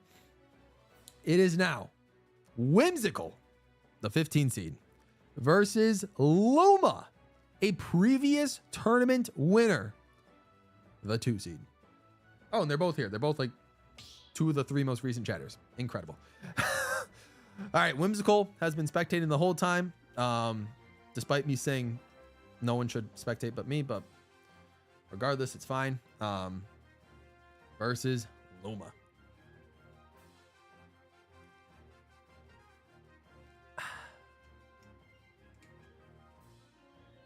Jabber says that was horrible. I don't use Kirby or Jigglypuff often. You just got really bad luck on the random, so I apologize that is what ended up happening to you. But hopefully, I mean, that's why we got losers bracket, so hopefully it random works out better in your favor. We are now just waiting for Luma, who enters. Okay, here we go.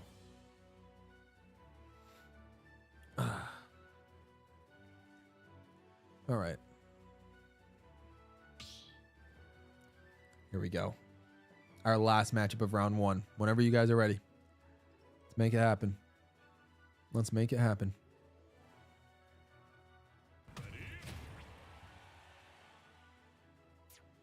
All right. How will the character luck work this time? Woohoo! Oh, Incineroar gets or Whimsical gets Incineroar. Luma gets Rob, the character that she won the charity stream Smash tournament with. Can you believe it? Luma, I think, has one of the best lucks in this first round draw before. That is incredible. And yeah, Luma, I don't know why you got to use the basic robot emoji when we got a Rob emoji for GWallPro members. I'm just saying. Anyways, Luma with Rob going up against Whimsical's Incineroar. And so far, the matchup tends to be going, oh no, Whimsical. That, I mean, I feel like so far only Rogue has been able to perfect or master the art of using Incineroar, because that can happen a lot. And I've seen that happen so many times where Incineroar will use his up B and then just dive down to either the left side or right side of the screen. It is so unfortunate, but Luma not taking any chances, not going easy whatsoever, needs to secure her spot in the final 8 and just doing anything she can with Rob to try to combat and do as much damage as possible in a beautiful drop kick from Rob to force a 1 stock remaining out of Whimsical, a 3-1 stock advantage for Rob. Rob not even at 50% then. Whimsical, I feel like, does not use Incineroar too often, and I mean, I don't blame him. Who would use Incineroar that often? It is a tough character to use, but Rob still cooking right now. Luma, oh, using incredible smash attacks, and then Rob's got that recovery that goes insane. Oh my, and that could be it. Just the up smash, not even just an up attack in the air. And that is it for game 1. Luma, not gonna get a character that lucky again, I would believe. Who knows though? Who knows? So let's see. Game 2. Game 2. Rob is busted, no question. I like using Rob. I'm just, for some reason, not good with him. I don't understand. Okay. Chrom versus Villager. Incredible. This will be interesting. Whimsical has an Animal Crossing character, so, I mean, automatically, I just assume he's going to lose. But Luma with Chrom. Whimsical needs to win this to force a game 3. Otherwise, Luma, whew, if Luma wins, she will move on to face Janet in the quarterfinals. A lot of up Bs from Luma so far. Whimsical just trying to, I think, understand Villager's moveset, just trying to see what he has in the tank. Whereas it seems like Luma has a very solid understanding of Rob at the moment, of Chrom at the moment. Huge backslash to send Villager out for their first stock. Only 8.8% dealt to Luma in the beginning, and oh my, just avoiding everything, avoiding the fire hydrant, avoiding the slingshot, avoiding the catapult, the umbrella. Every attack that Whimsical is trying to implore, Luma is just brilliantly dodging or countering all of it. Whimsical, cover fully with Villager. It is so costly. It is so costly. Brings him down to his last stock. And Chrom, whoo!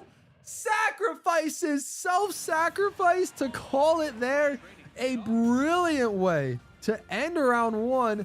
Luma with a huge win. And that is it for round 1, fellas. Wow.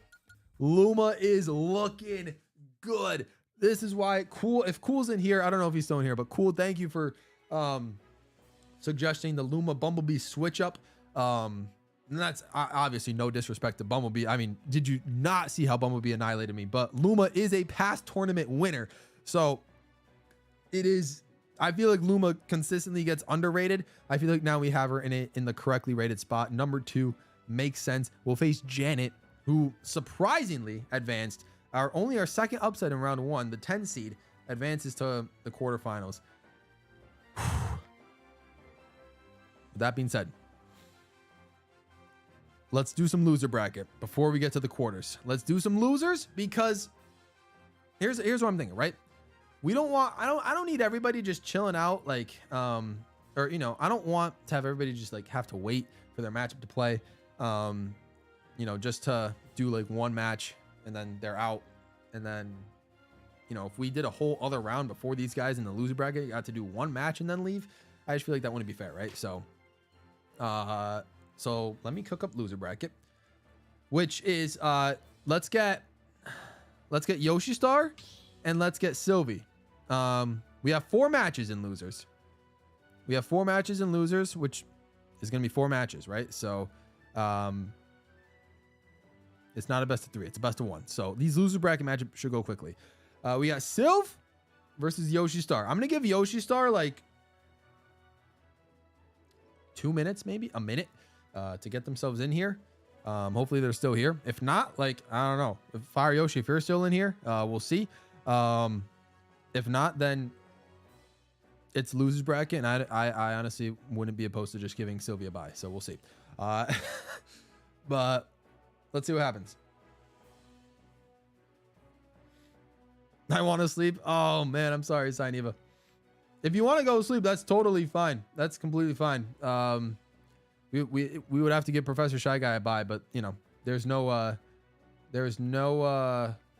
no shame in. I understand how late it is for you right now. I feel bad that all my streams are super late, at least for you guys out in Europe. But regardless, okay, I think I'm going to give Sylvie. I know you're not going to like this because you're not going to get a chance to play, but maybe you will, because I think Yoshi Star is no longer here.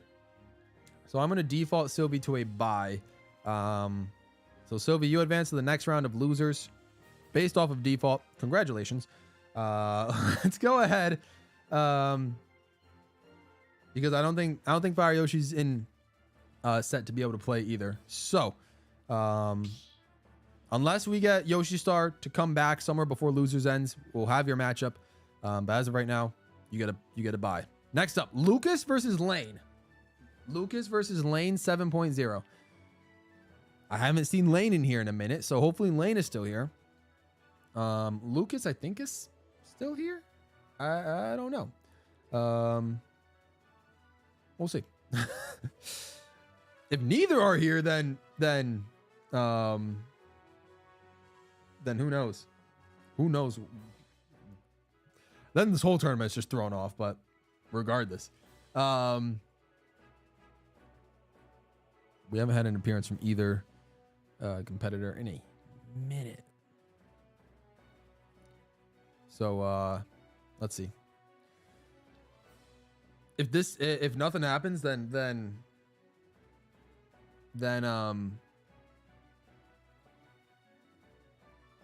what do you call it?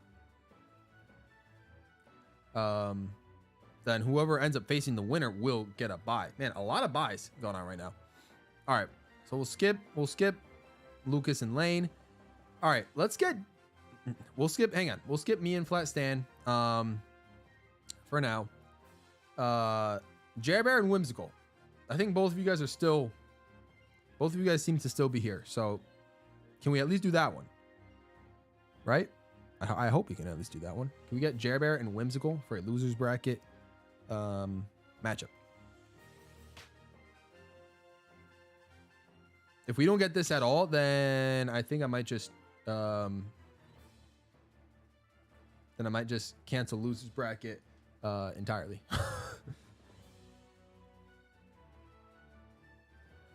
So let's see.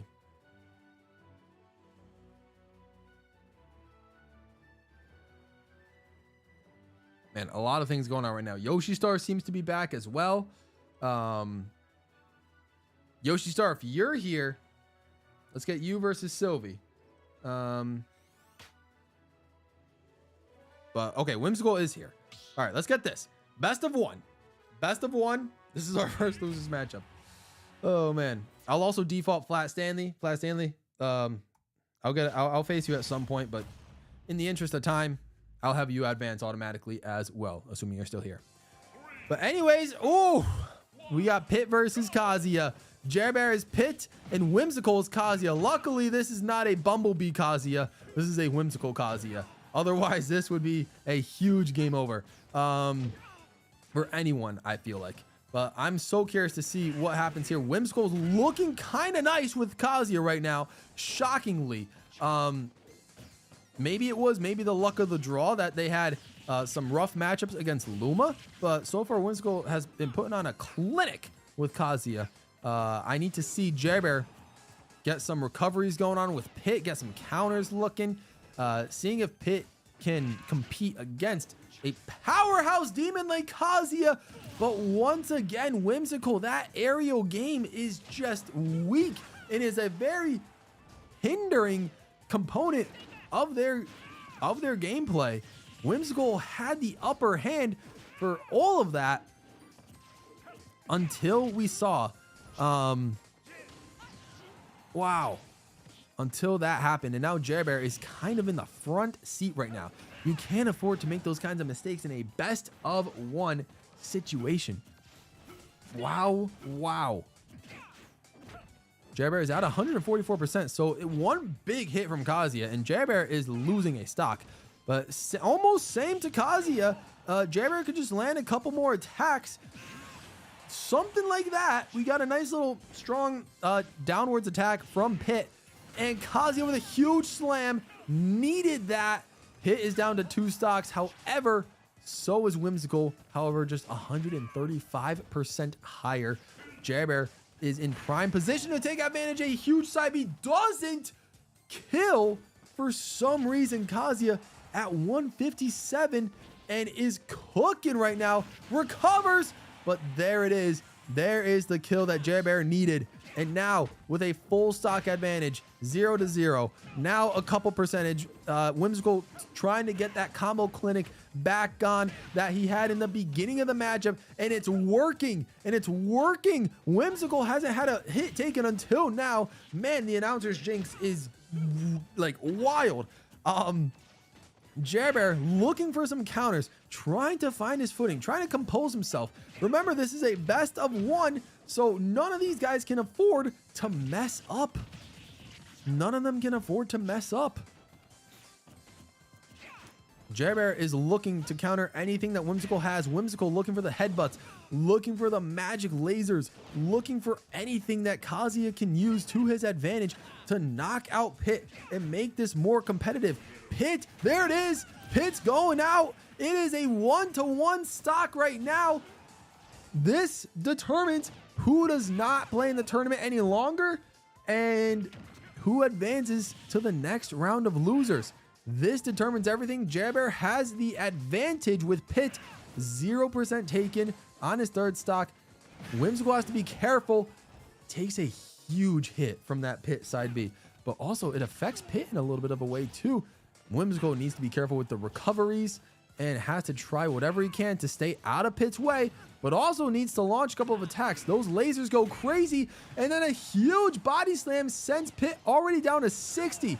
Kazuya can really hinder you like that. Can do some damage. Those grabs are near deadly, but Pit, oh, Pit kind of has Kazuya where he wants him. 142, 153. You can't really get better positioning than that. Pit just needs to land one more hit, and that is it. Jer 1-0 wins. Whimsical, fantastic showing, but you are going home. Feel free to just, chill and chat, but nicely done. Okay.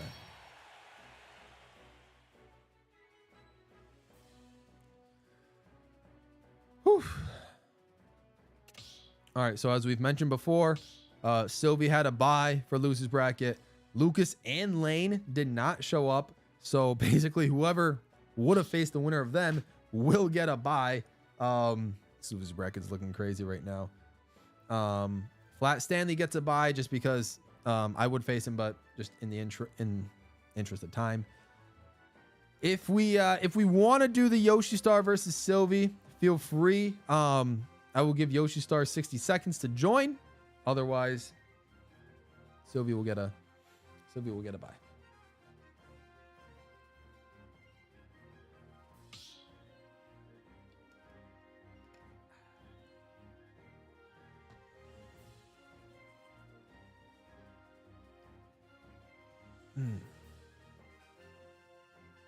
Let's see.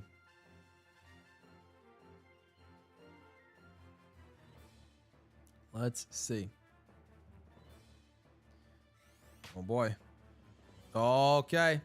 Mans has showed up. Mans has showed up. Here we go. We're here. All right, this will be our last losers matchup for round 1, and then we will go to the quarterfinals, which I know Sainiva is really waiting on because she's trying to sleep.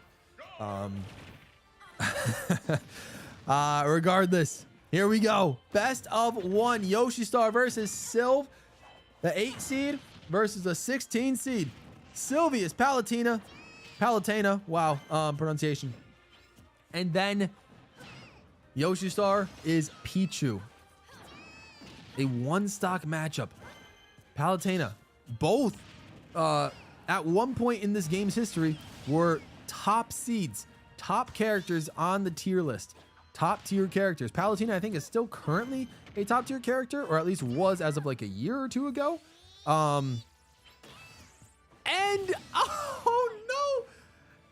And Yoshi Star, side B's out of the realm of possibility. My goodness. That is incredible. So it is a 3-1 stock. Sylve is looking a 3-stock this match with Palutena right now. And Yoshi Star trying to make some moves, trying to knock out Sylve, at least take a stock. I don't know if Sylve is going to let that happen. Sylve will. Sylve lets that happen on his own. Wow. We are down 2 stocks, 1 stock. Pichu just hurting himself with more and more attacks. However, trying his best to mount a comeback. If there's any time to mount a comeback, it is now, because this is a best of 1. This is your only chance. You cannot mess up here, or if you do, you better mount a comeback. Sylve, I think, has gone into sort of defense / play safe mode, where Yoshi Star has practically gone into nothing to lose mode. So this might be more advantageous for Yoshi Star, but I think Sylve's moveset with Palutena is just, so almost unstoppable. Almost unstoppable. And Yoshi Star, once again with that move, and that time it cost him. Sylve with the win. Advances. Congratulations, Sylve. You are officially moving on to the next round of losers. Again, we got nothing going on with this Lane Lucas thing. I don't know what's happening. So we'll see what happens there. Anyways, let's actually get the quarterfinals in. Let me do so Professor Shy Guy, you're in. Here's what we're looking at. This is losers in case anyone is interested. Sylvia is in, Flat Stanley is in, and Jerry Bear is in. And this is how winners are looking. Professor Shy Guy, Sainiva. Then after it's Rogue, then Super Mario. And then it's Bumblebee versus Mudkip. And then it's Janet versus Luma, which I'm hoping Janet is still here. Anyways, guys, you guys are ready to go. Sainiva versus Professor Shy Guy. Oh my lord, and about 2 hours after the stream started, we are finally onto the quarterfinals. Shy Guy is Daisy and Sainiva's Min Min. Woo! Wow. Oh, on the Find Me stage. Let's go.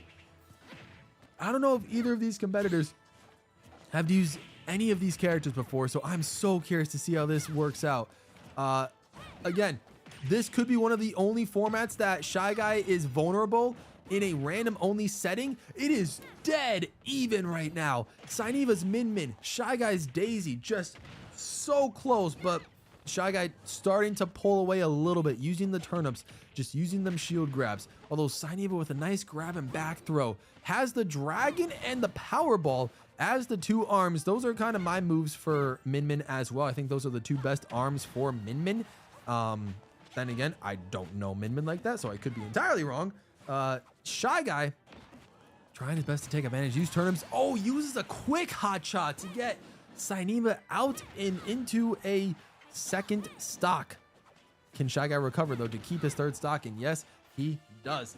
Sainiva's looking pretty good, using Min Min's incredible edge guarding realm with those stretch arms to keep Daisy at an arm's length, quite literally.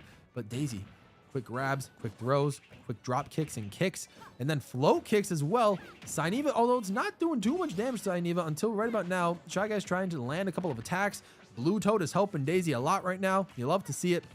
Cyniva just got caught in a little bit of a pickle there and is trying to get herself out of it. Nice recovery so far, but just needs to start landing a couple of offensive shots. She has Shy Guy where she wants him. He's at 126%, but hasn't been able to deal a final blow. Min Min doesn't really have any kill shots that are easy to activate. I know she's rocking double Dragon Well as well, so I'm so curious to see how Cyniva manages to recover. Barely sticking on the platform. Daisy using the golf clubs for a quick moment, but in the meantime, Shy Guy is looking pretty right now with Daisy at a full stock advantage. Just, oh man, just analyzing what's going on right now, and Cyniva just trying her best to recover. Can she back throw? She does, and it does take Shy Guy out of that stock. It is a 2-2 stock. Cyniva is still in this matchup. Needs to land some more attacks. What a move by Shy Guy to cancel all of that and send Cyniva down to her final stock of matchup 1. This is far from over. Cyniva can make a comeback. It is so hard against Professor Shy Guy though, so we shall see what happens. Oh man. Professor Shy Guy and Daisy and Cyniva, both of them are just competing back and forth, trading blows. Although Cyniva seems to be taking the brunt work, whereas Shy Guy just is delivering fast and a huge animation shot that isn't enough though. Cyniva survives, and a counter blow from Shy Guy sends Cyniva out, a 2-stock win. It is 1-0 Shy Guy. Incredible, incredible. Let's see what happens in game 2. Let's see how the luck of the random draw. Ooh, both of them. I mean, it is well past midnight for both of these characters. Oh my. Professor Shy Guy gets the Wii Fit Trainer and Cyniva gets Shulk. And we're on the Wii Sports Resort, like sword fighting island. This is crazy. Here we go. Wii Fit Trainer versus Shulk. Cyniva tries to use the shield, but you know, it doesn't work as well as maybe she had hoped. Both of them though are at 18%, so it's going to be interesting to see which one decides to pull away more, which one decides to land a couple more attacks, who's going to be playing more offensive versus who will be playing more defensive. It is an even matchup so far. I have not seen either of these characters use either of these competitors use either of these characters before, so I'm curious to see how their skill set and moveset with both of these characters shall use. I'm actually more curious about Shy Guy using the Wii Fit Trainer, just because I feel like Wii Fit Trainer is just such an anomaly of a character where it makes me question how it is possible that, oh my, a spike. That's why I was curious, because I feel like Shy Guy could pull something magical out of the hat that we would never seen before, and now he's just messing around. Maybe Shy Guy knows Wii Fit Trainer a lot more than I thought, because he's just messing around on the bottom of the edge, launching soccer balls across the edge of the bottom of the stage. I mean, you just love to see it. But Cyniva trying her hardest right now, activating Buster. I feel like just Shulk seems too technical of a character, especially if you're struggling to stay awake right now. Just trying to learn a character like that's as complex as Shulk might not be the best move.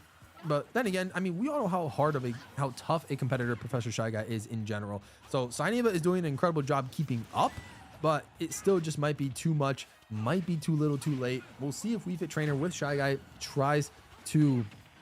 What a shot with the soccer ball, might I add. Holy cow.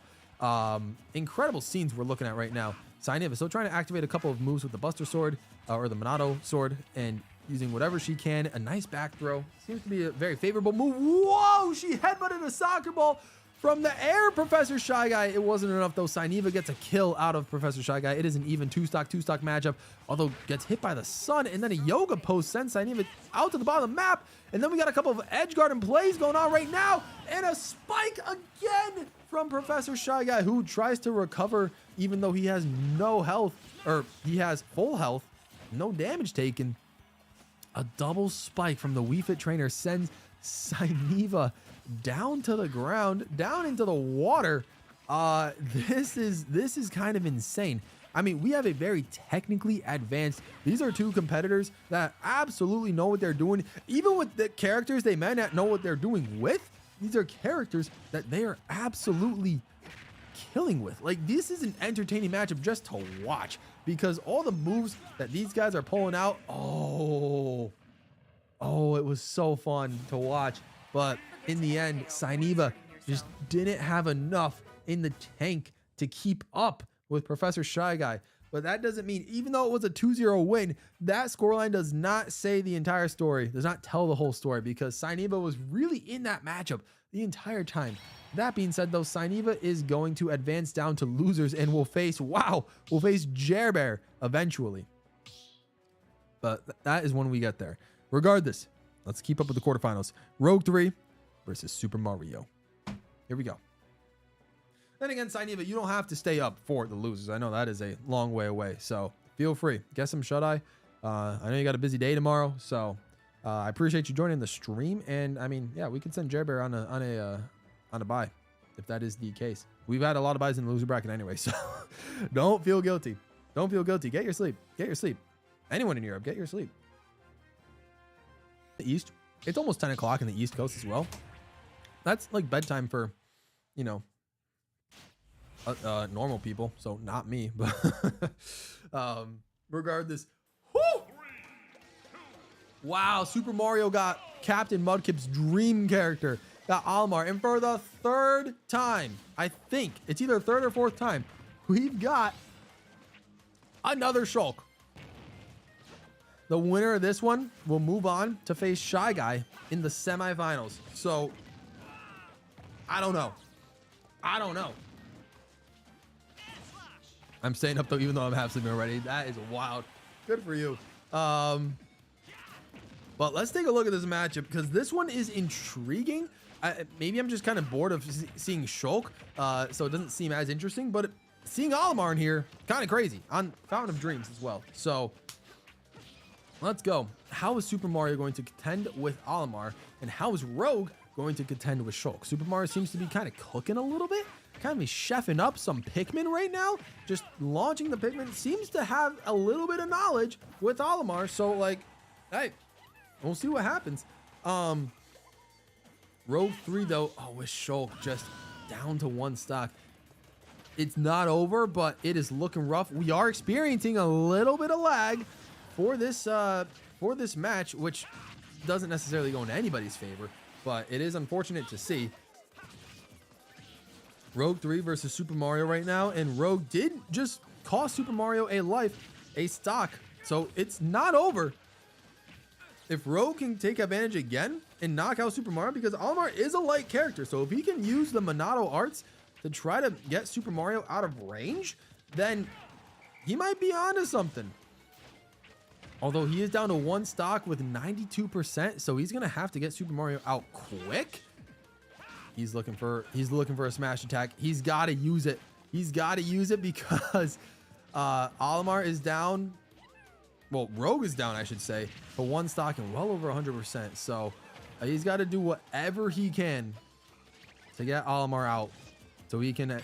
Oh, the purple Pikmin. Rogue 3.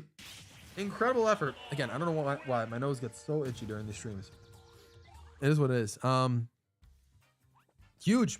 Good stuff by Rogue, but just too little, too late. Super Mario. Incredible scenes. But it's not over. Far from over. Far from over.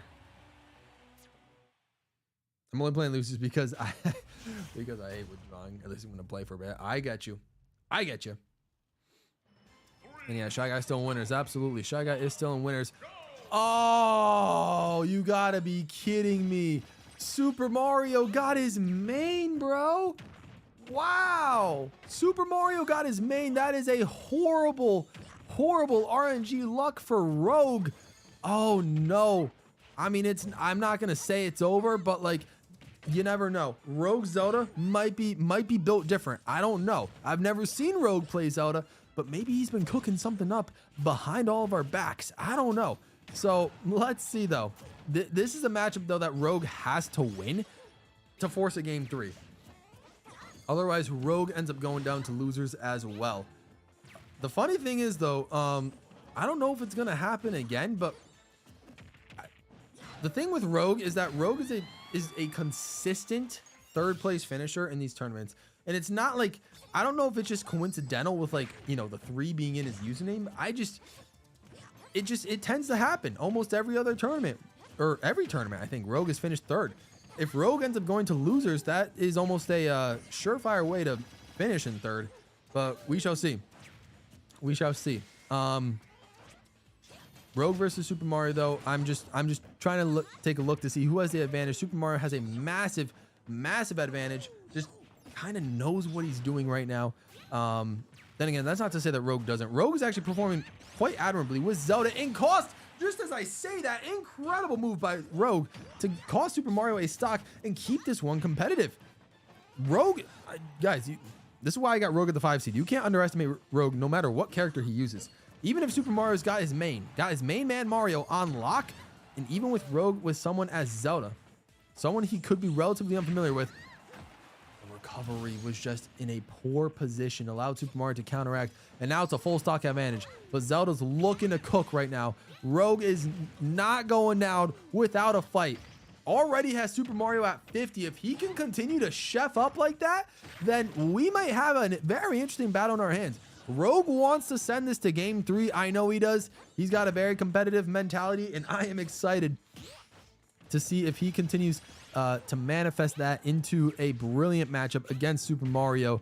However, he is down to 1 stock, so he has to be careful here. Has to avoid any strong attacks from Super Mario and try to use that to counter any of those attacks in order to knock Mario out and get him down to 1 stock. But, oh no, in the end, too little too late. Super Mario got incredibly, I would say, lucky with his second choice.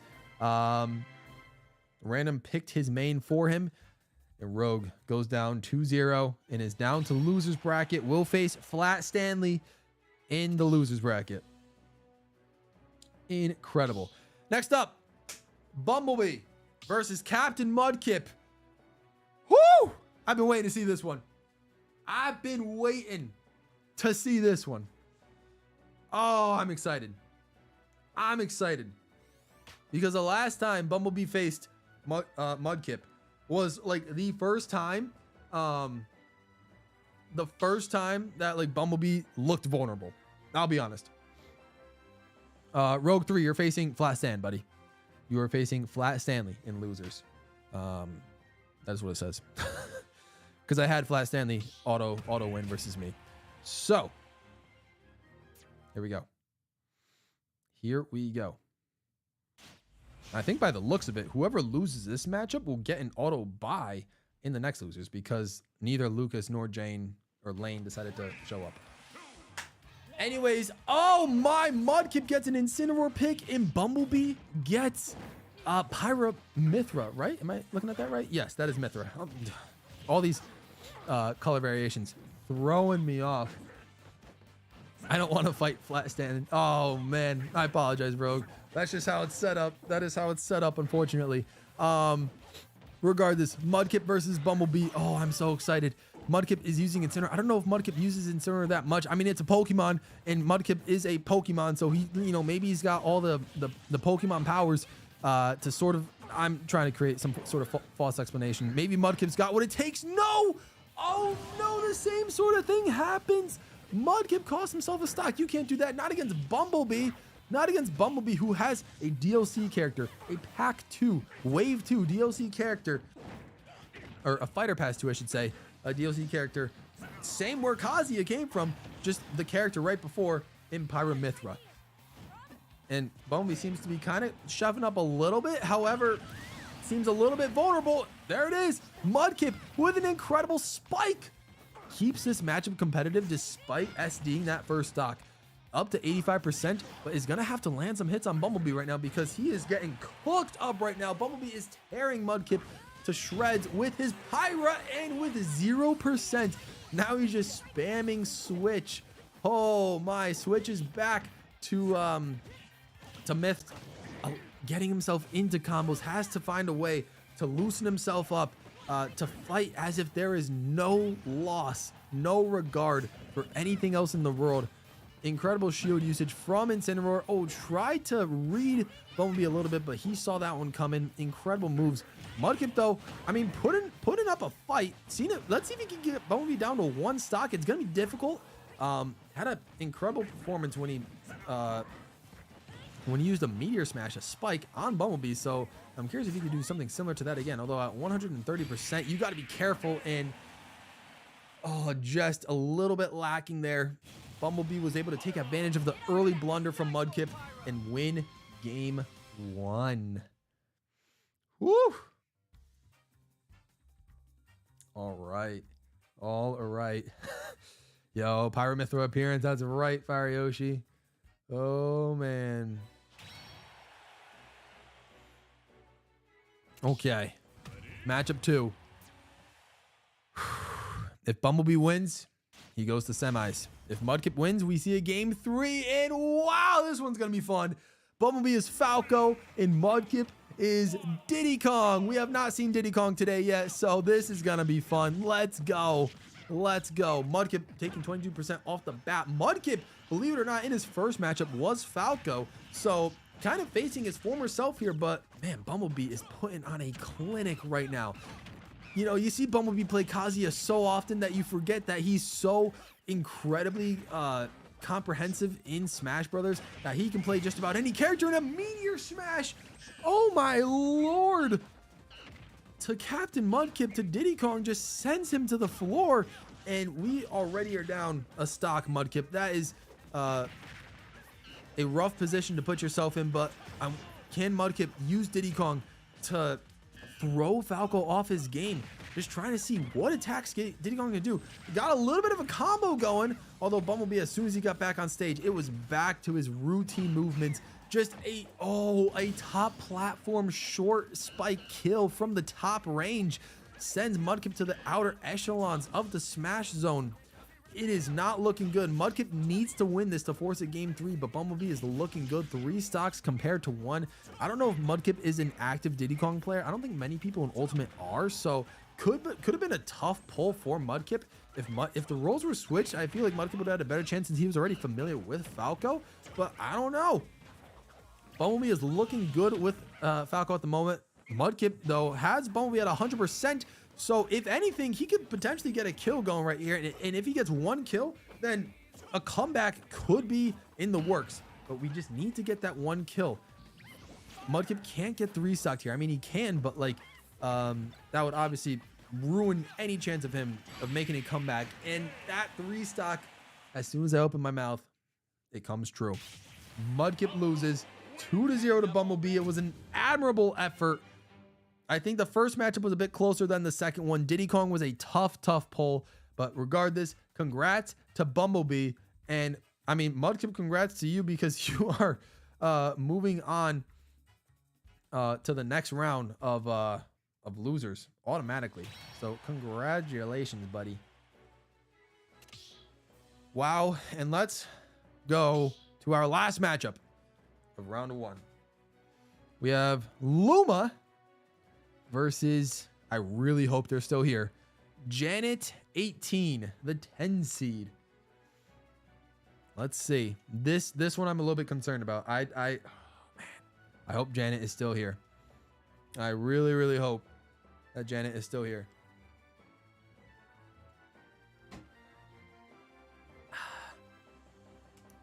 So let's see. Whew. If Janet is not here, then I might step in again. Why not? I might step in again. Just so we can have a matchup. We got to have a matchup in winner's bracket. So if Janet doesn't show up, then I'm stepping in. Trying to get him back. Incredible, Super Mario. Incredible. We're still waiting on Luma to appear in the arena as well. So, and then the loser of this one will face Sylvie in the loser bracket.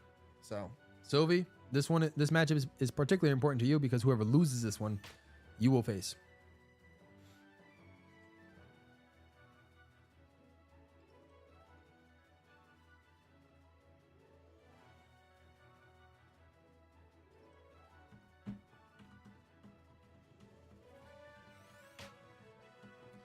All right, we got Luma and Janet. Mudkip, you are currently in the arena, so you got you got to back out, buddy. But yeah, appreciate you. Appreciate you.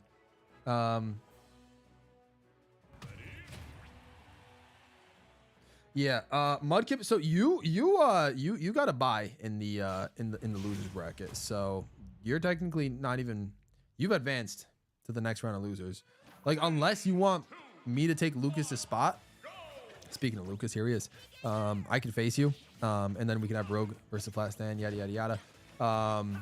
Anyways, this is getting concerning. We have seen Shulk an insane amount of times in this tournament. I feel like this is a match we've already seen. Shulk versus Lucas. Oh, Janet 18 doesn't get the PK Thunder. Right? Shulk only does is literally what it is. Oh man, wow. This is wild. So Luma at Luma's at 50%, Janet at 33, just trying to do whatever he can to contest with Luma. Luma is a huge counter.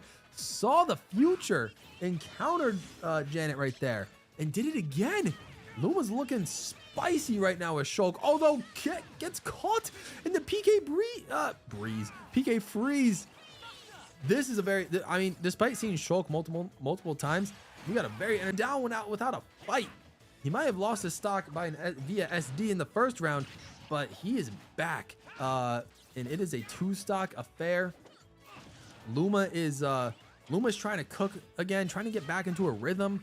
It's kind of harder when the background is moving so much in the Super Mario Sunshine background, but regardless, we are well over water right now. Lucas is just trying his best to keep himself in the matchup, and he's doing a relatively good job of it, but the little sword spike sends Lucas out for his last stock. And man, that future sight by Shulk is just really tormenting with Lucas right now. Down to 42% in his last stock. This is far from over. Of course, Janet is in the hot seat right now with Luma trying her best to cook, but Janet could send Luma down to her last stock, and he does. Wow. Super Shulk Bros. Yeah, literally. I thought Janet was done there, but he's not. Oh, is that a game-saving save for Janet? If Janet comes back to win this will be the moment to remember. Luma has Janet where she wants him though, so oh my lord. I'm just this is unpredictable because Janet's at 115%, so any tough attack can end it just like that, and it does. Oh wow, but Luma was on the edge of her toes. Luma looked relatively vulnerable for, I think, the first time this tournament. All right, so Shulk, 5th appearance. I mean, come on now, Shulk. I mean, there's so many other characters. We need you to chill, buddy. Oh wow. Okay. Oh my. Okay. 2 characters that we technically have not seen. Luma is oh my lord, why am I forgetting her name? Lucina. That's bad. Wow. Janet is Dark Pit. This might be a bit more even than we might expect. Luma now is not in the lead anymore. We have not seen Luma losing a matchup yet this tournament, even if it was for a brief moment. Wow. This is even. This is about as even as it gets. Dark Pit versus Lucina, just high atop. What is this? The Skyward Sword Temple, I believe. I'm not entirely sure. I literally have no idea. But regardless, the background doesn't matter right now. What matters is the matchup, and Janet is over 100%. Luma is just trying to contain the low ground and send Janet up into the sky, although the shields is working in Janet's favor. Oh man, the electroshock doesn't work, although the second time it does. You always got to try things twice for them to work out for you. Lucina, nice recovery. Just getting back into the platform. The battlefield, I feel like the battlefield version of the stage might benefit Lucina more than Dark Pit. If this was an Omega stage, I feel like Dark Pit might have been better off. But since this is battlefield, Luma is a bit more... Luma as Lucina is a bit more agile and versatile.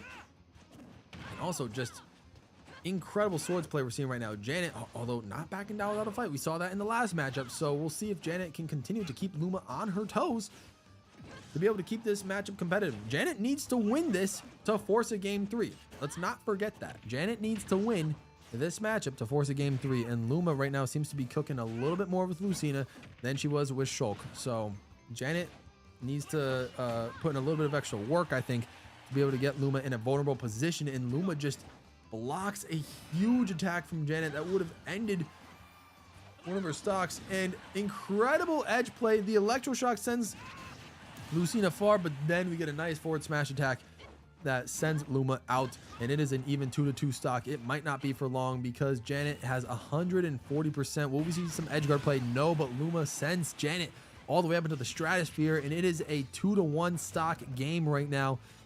This is far from over, as we've seen. However, Janet really has his back to the wall right now. Needs to come up with something to keep himself in this matchup. Just needs to keep exploring Dark Pit's diverse set of moves. Try to do whatever he can to block Lucina's insane tipper sword, to try his best to find any way to counter any of those attacks that Lucina is putting that much pressure on Janet, and just using the shield a lot, but I don't know if he's really using it effectively though. So he's at 116%. Luma just has one more tipper strike from the top, and it is over. Luma, after a close first matchup, absolutely crushes the second one, wins 2-0, and just as we have predicted, or as I could have predicted, the top 4 seeds are in the final 4. Professor Shy Guy will face Super Mario, Bumblebee will face Luma. Let's go ahead and take a look at what we've got for the bracket right now. Let's take a look at our bracket watch. So, as you guys can see, Professor Shy Guy versus Super Mario will be in the final 4. We're not gonna do there yet. We're going to losers first, and then we got Bumblebee versus Luma. What's gonna happen in losers? Here's what we got cooking. Here is what we got cooking. As you can see, Mudkip already gets a bye because that matchup just didn't necessarily work out. Let's get Janet 18 back. They will face Sylvie in a best of 1. Then after that, we will have Rogue 3 versus Flat Stan. And then after that, we will have Sineva versus Jerbear. Let's see. Let's see what happens. Okay, I know Janet 18 just left. I should have told Janet to stay. That was on me. But welcome back, Janet. Welcome back.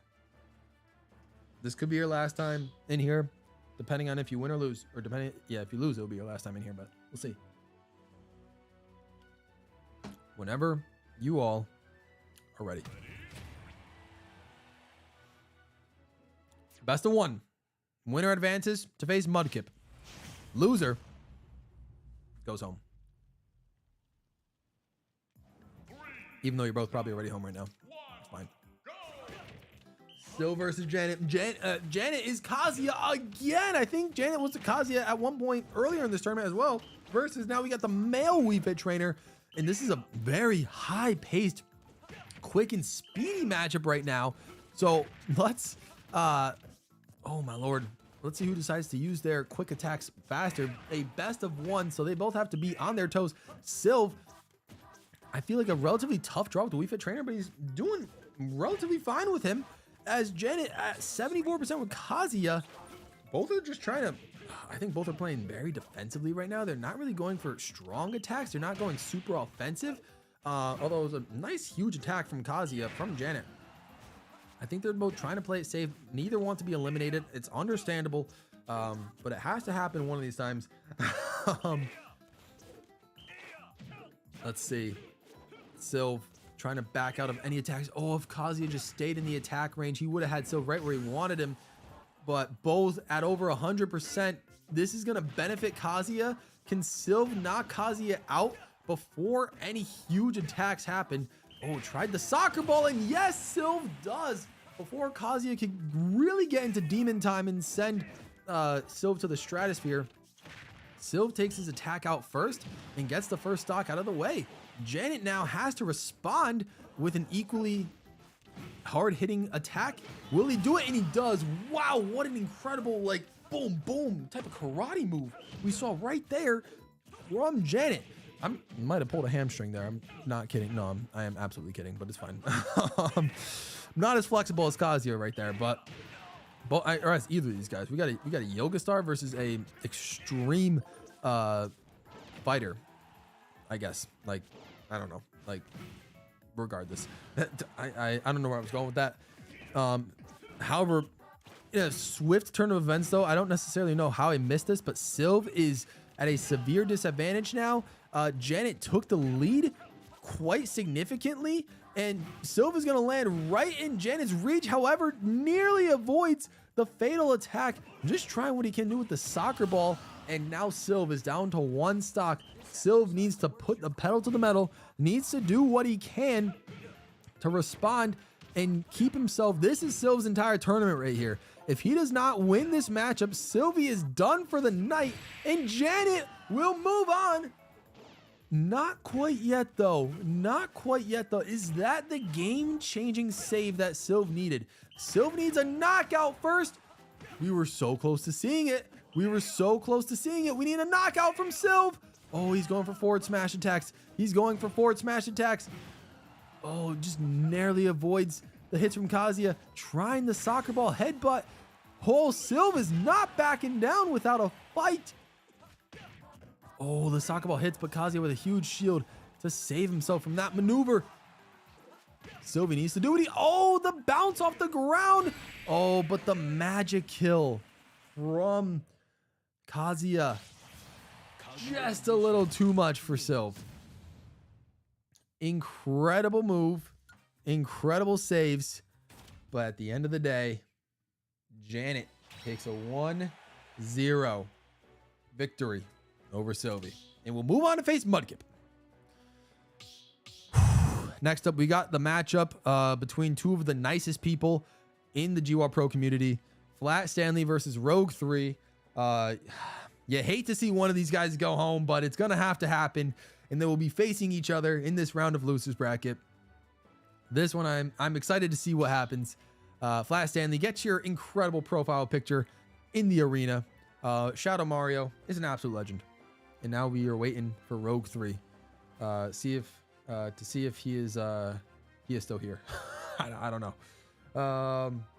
Hopefully Rogue is still here. But we'll see. We shall see. And then after that, we have Cynevis would love to see Bumblebee's Kazuya today. Oof. That would be bad news for Luma, who is currently facing Bumblebee in the Final Four. Oof.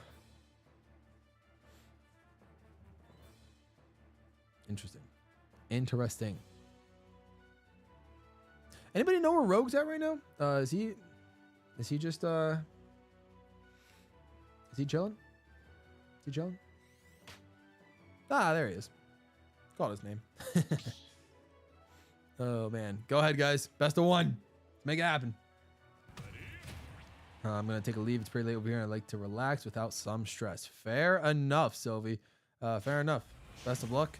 And yeah, have a great rest. Oh, okay. Let's go. Again on this Donkey Kong stage. Or I guess we had on a different one. Flat Stanley is a newcomer. We got Sora for the first time in this tournament versus Pac-Man, who we've only seen one other time. This is this is gonna be interesting. All right. Best of luck. Best of luck to my fellow Star Wars fan, Rogue. Absolutely. Fellow Star Wars fan. Have I ever told you guys that out of all 9 episodes in Star Wars, episode 7 is my favorite? That's my hot take when it comes to Star Wars.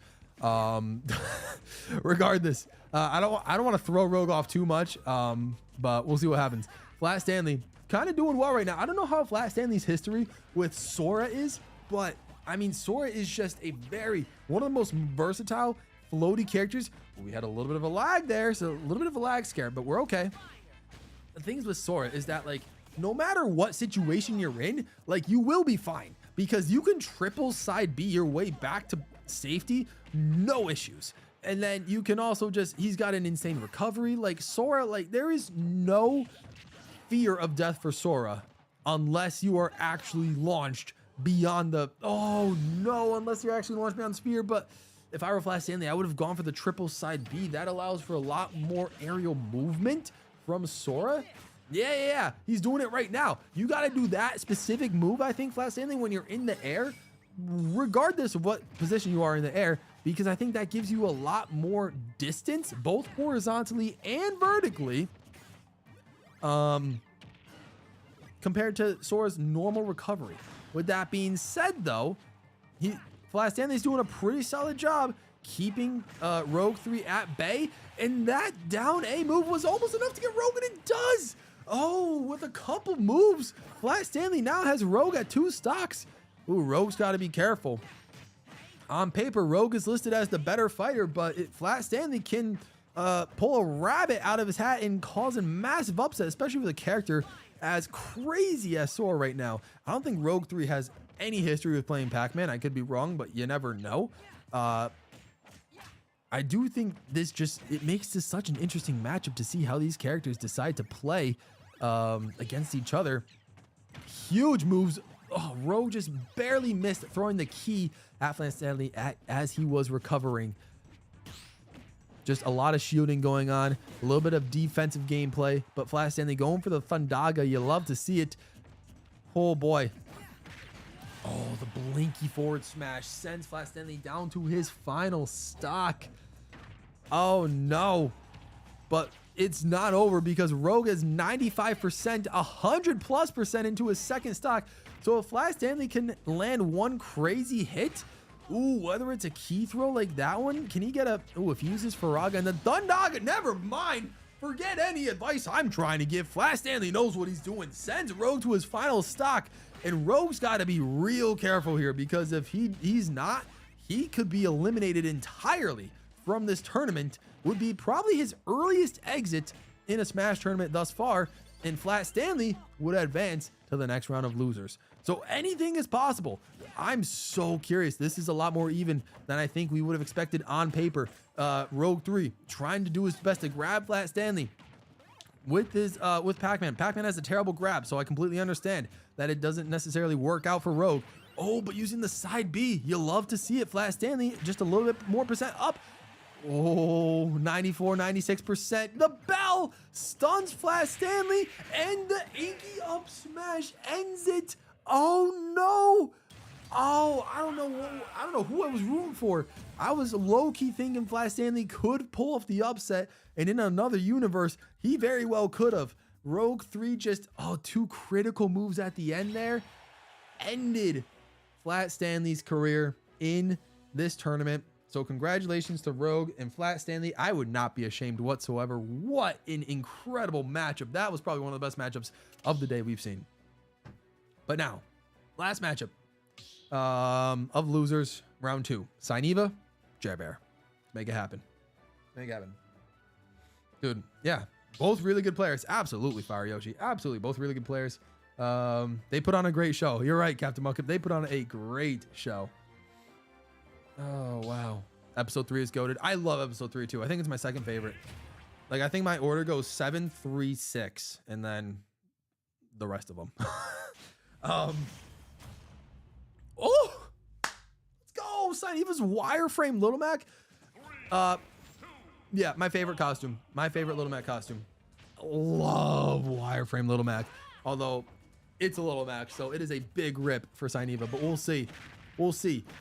Sineva, you just got to channel your inner Jesse, and then you'll be good, because Jesse is the GOAT with Little Mac. That being said, though, let's not forget about Jer Bear, Sineva's opponent. Jer Bear is rocking female corn with like an orange outfit. Not too shabby. I'm curious to see if he will find himself in any advantageous positions to, sort of get Little Mac to get Sineva more into the air. Oh, we got an interesting development going on here. Jer Bear kind of cost himself a first stock. Oh no. I think he just fell down. He quick fell a little too fast there. And now he's at a little bit of a disadvantage. Sainiva needs to take this. Needs to take this under control. However, again, as we mentioned before, this is not over. Jabber oh no. That is a second blunder. A second edge recovery blunder from Jer Bear. And now he is really in a hole. He's really in a pickle. He has to dig himself out of a crazy situation, but that's all he's got to do. As you can see, not even that crazy of a move, and Sainiva is out as Little Mac just like that. I don't know if Sainiva used Little Mac's side B to try and start that recovery, and just like that, that is how horrible Little Mac is in the air. The game can flip back into your favor just like that, and all of a sudden, this is now a game once again. Maybe Sainiva's lack of sleep is playing a factor into this, I don't know, but this just became a lot more entertaining now. This is practically a one-stock matchup. I don't know what's gonna happen. Both of them have had two horrible blunders. It tends to happen. It's just, it is Smash Brothers, and there's maybe some lag going on as well, so it happens. But Jer Bear down, recovers nicely, needed that for his confidence, I believe. And now both just trying to play safe. And Jer Bear with the counter sends Sainiva out. And Sainiva's gonna be ruining the day that she accidentally messed up on a couple of Little Mac's recoveries, especially that first one.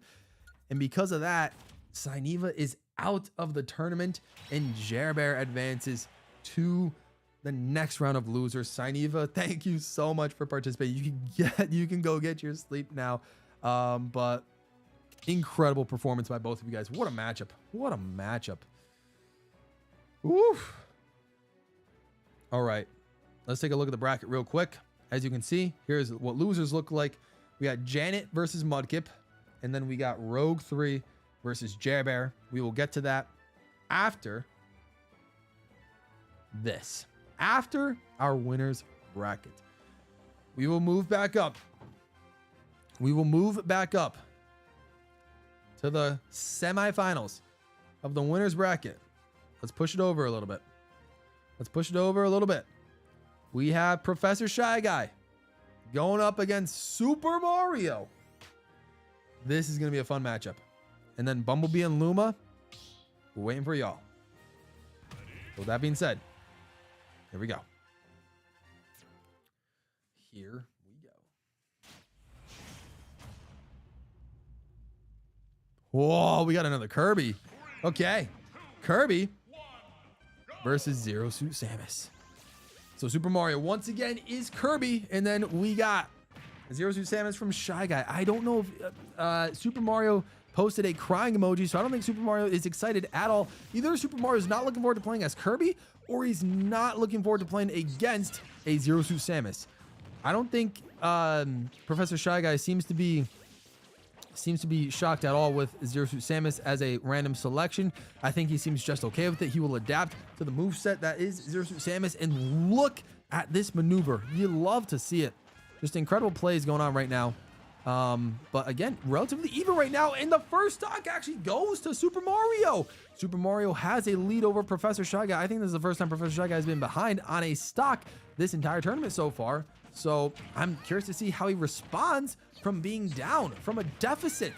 He responded quite nicely, might I add. Wow, brought it back. Stock, it is level once again, 2-2, and just a couple of swift kicks, a couple of nice attacks from Zero Suit Samus, but Super Mario is still hanging in there. He still technically has the lead just a little bit.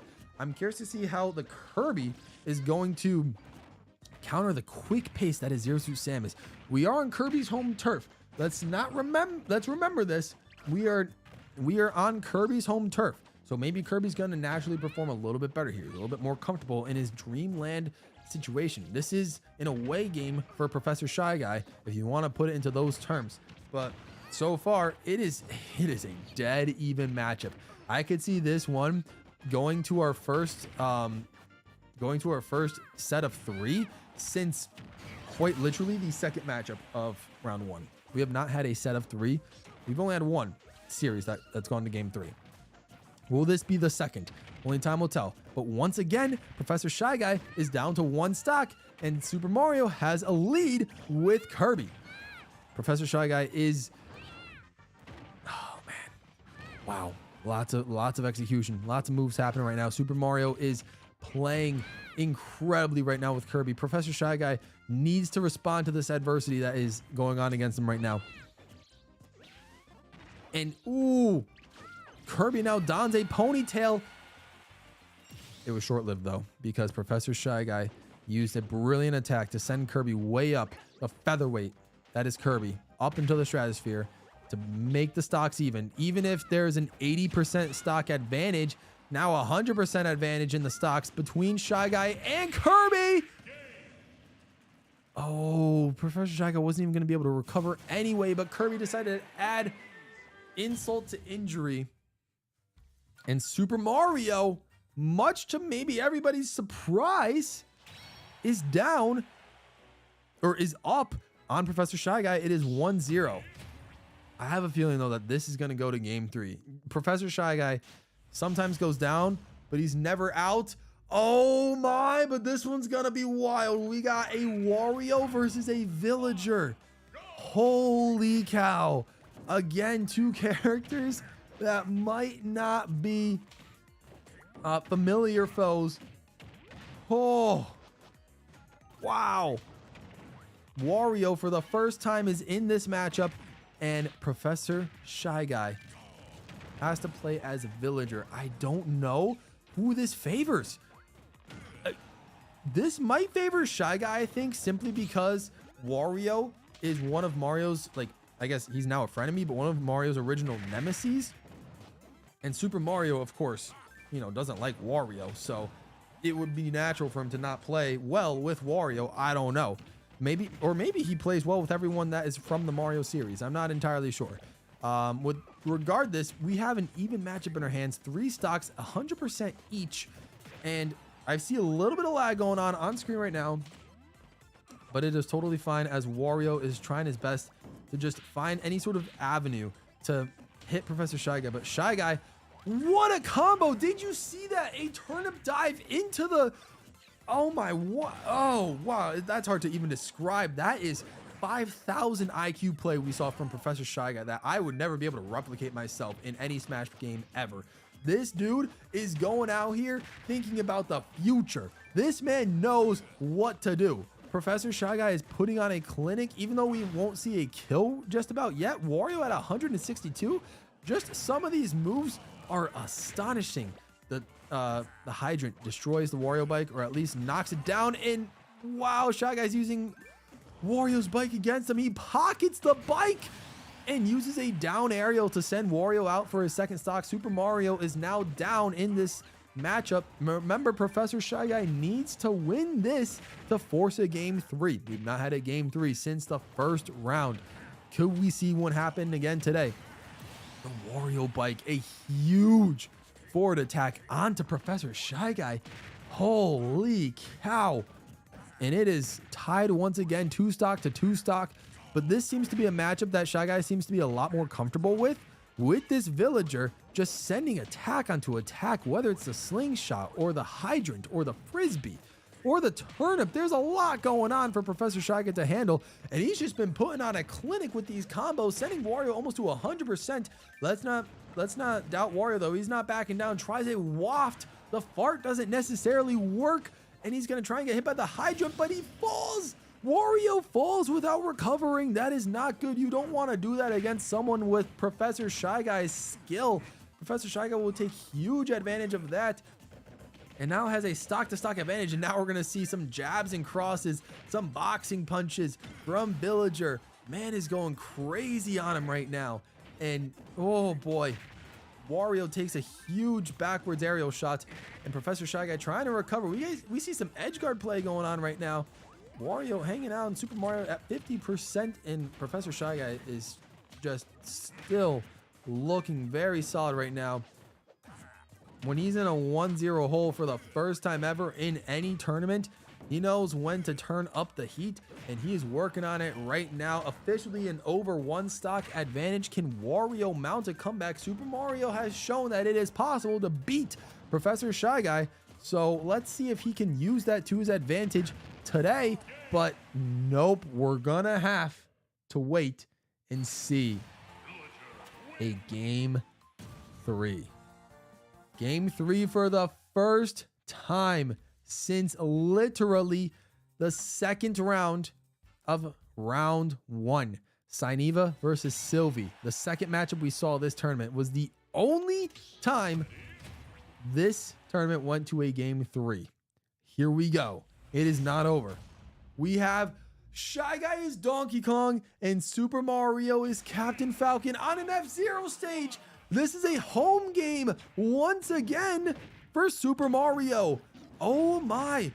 But Professor Shy Guy is looking to use combo on combo with Donkey Kong. Wow, Super Mario's already at 40% while DK's not even at 10. Oh, I don't know who this favors. I think based off initial impressions, it seems to favor Professor Shy Guy, but Super Mario is a quick-witted individual with Captain Falcon. We're waiting to see what goes down here. Okay, Professor Shy Guy. Oh my lord. Donkey Kong and Captain Falcon, they were trading misses, but it's totally okay. Trying for some headbutts and back kicks. Connects the second try, Professor Shy Guy. And Super Mario just trying to find something. Find an avenue to hit him with. He doesn't want to go for a Falcon Punch yet, but he's going for some basic A attacks. And then just going to get carried and launched off the throw jump from Professor Shy Guy. And Super Mario is down to 2 stocks. Super Mario, this is it. Whoever wins this advances. This is game 3, fellas. This is the tiebreaker, the rubber match. Whoever wins will go to the winners finals. It's not necessarily the grand finals, but it is indeed the winners finals. We see some edge guarding play going on right now between Professor Shy Guy and Super Mario. Super Mario with a huge, what was that, a side B from Captain Falcon, and then a nice forward smash from Super Mario to level the playing field. 2 stocks apiece right now. Could we get a little bit of a combo play from Mario? Not necessarily. Started, but not finished. And now Professor Shy Guy looking to launch some attacks. A huge swipe. A swift hand to the entire body of Super Mario. And now Donkey Kong just trying to play around a little bit. Super Mario up in the air. Uses a down B. Not too bad. A nice recovery move for him to get back on the offensive attack. And Shy Guy now just trying to recompose himself. Gonna try for the same style kill, but didn't have Super Mario at a high enough percentage to be able to make that work last time. Wow, this is an entertaining matchup on the F-Zero stage. Both of these competitors, very high percentage, both over 100% capable of very damaging moves. A back throw from Donkey Kong. Oh, and the slap spike sends Super Mario down to his final stock. This could be it, but it's not over because Super Mario can also send Donkey Kong out, can send Shy Guy down to his last stock. Holy cow. He's going to have to do it soon because he's racking up a lot of damage while Professor Shy Guy is still on his second stock. He's going to have to get Shy Guy into his final stock soon. Although Donkey Kong going crazy with the throws. Tried for some crazy combo here that he couldn't connect with just yet. Super Mario read that one pretty well. He's up to 99, almost 100% on his final stock. It is looking bleak for Super Mario. Again, Professor Shy Guy is the favorite, but again, Super Mario has shown he can beat Professor Shy Guy. So anything can happen, but that is going to be it. Falls right into a forward smash Clint effort, and after taking a 1-0 lead, Professor Shy Guy wins after coming back from 1-0 down and winning 2-1. Professor Shy Guy, you are in the losers finals, whereas Super Mario, you're in the winners, you're in the losers bracket. We'll face the winner between Janet and Captain Mudkip. Let's go ahead and see our next matchup. This one I am pumped for. Hang on. Bumblebee versus Luma. Bumblebee versus Luma. Winner will face Professor Shy Guy. Woo. Guys, how am I doing on commentary right now? I need your honest opinions. How am I doing on commentary? Let me know. I feel like I'm doing pretty decently on play-by-play. It's been a minute since I've gotten to stretch the vocals to do full play-by-play action of a tournament game. Again, I don't necessarily know all the moves of like all the characters, so I don't think I'm like totally fit enough to be a like esports Smash Bros broadcaster just yet. But we're working on it. We're working on it. I don't got all the names of all the moves memorized, but we're trying our best. I think that was a misspeak, Shy Guy. You are in winners finals. Super Mario I meant to say was in losers. I guess not even losers finals, but in like the 4th round of losers. So regardless, trying my best with the commentary, fellas. Let me know, how are we looking? Bumblebee is Rob and Luma is Simon. Commentary is really good. You're cooking. Let's go. Let's go. Thank you, Fire Yoshi and Flat Stand there. I appreciate that. Anyways, here we go. Bumblebee, Luma. This is a matchup I am so looking forward to watching. Bumblebee is Rob and Luma is Simon, of course. Hey, yo, fellas. Guys. I got to commentate this matchup, but let's give a warm welcome to the one and only T-Main. Let's go. T-Main is in here. Yo, Team Missile Main, give me the breakdown. We have 16 players, 16 competitors. It is a Smash Bros. Ultimate, random character only tournament. In the winners bracket, we have best of 3. In the losers bracket, we have a best of 1. We are currently in the final 4 of the winners bracket. This is the first matchup between Bumblebee and Luma, 2 of our best competitors in the community. Bumblebee is Rob, Luma is Simon. This is the first matchup of a best of 3. The winner will face Professor Shy Guy in the winners finals of a random only. So these guys didn't choose their characters. They picked the random character option, and this is what they were dealt with. So you missed about 3 hours worth of the tournament, buddy, but you made it for just about, I think, the last hour worth of it. Regardless, that is what's cooking right now. Hope work was well today, my guy. And yeah, it's looking like, man, Luma, I think, would have loved if the characters were swapped. And if she got Rob and if Simon went to Bumblebee instead. But instead, Luma has to deal with facing Rob. And I think Luma's handling the challenge rather well. Bumblebee is... I haven't seen Bumblebee in this vulnerable of a state since... I don't know, like ever, if I'm being completely honest with you. We have 2 of our strongest characters. It is of our strongest competitors, and it is wild. Bumblebee is down to 1 stock right now, but if I've learned anything, it's to never doubt Bumblebee, to never count him out. So this is gonna be incredible. Yeah, teammate, I think you did. I think you played correctly. And yes, give credit to Syneva. Syneva was the one that recommended the random character idea in my Discord server. So huge credit to her for coming up with that one. But yes, wow, this is a close one. Bumblebee needs to get Luma out, and as soon as I say it, literally as soon as I say it, the commentator's voice speaks volumes about the action that's going on screen. So now Bumblebee needs to make a massive comeback here. Will he start to mount one? We'll see what happens. But he is down 106% to 15, almost 100% worth of stock. This game is anybody's right now. Bumblebee can really take this if he wanted to. Luma has had the lead for almost the whole time, but is she gonna choke it away? She almost does. Wow. Oh, but the whip just extended far enough. Oh. Oh my.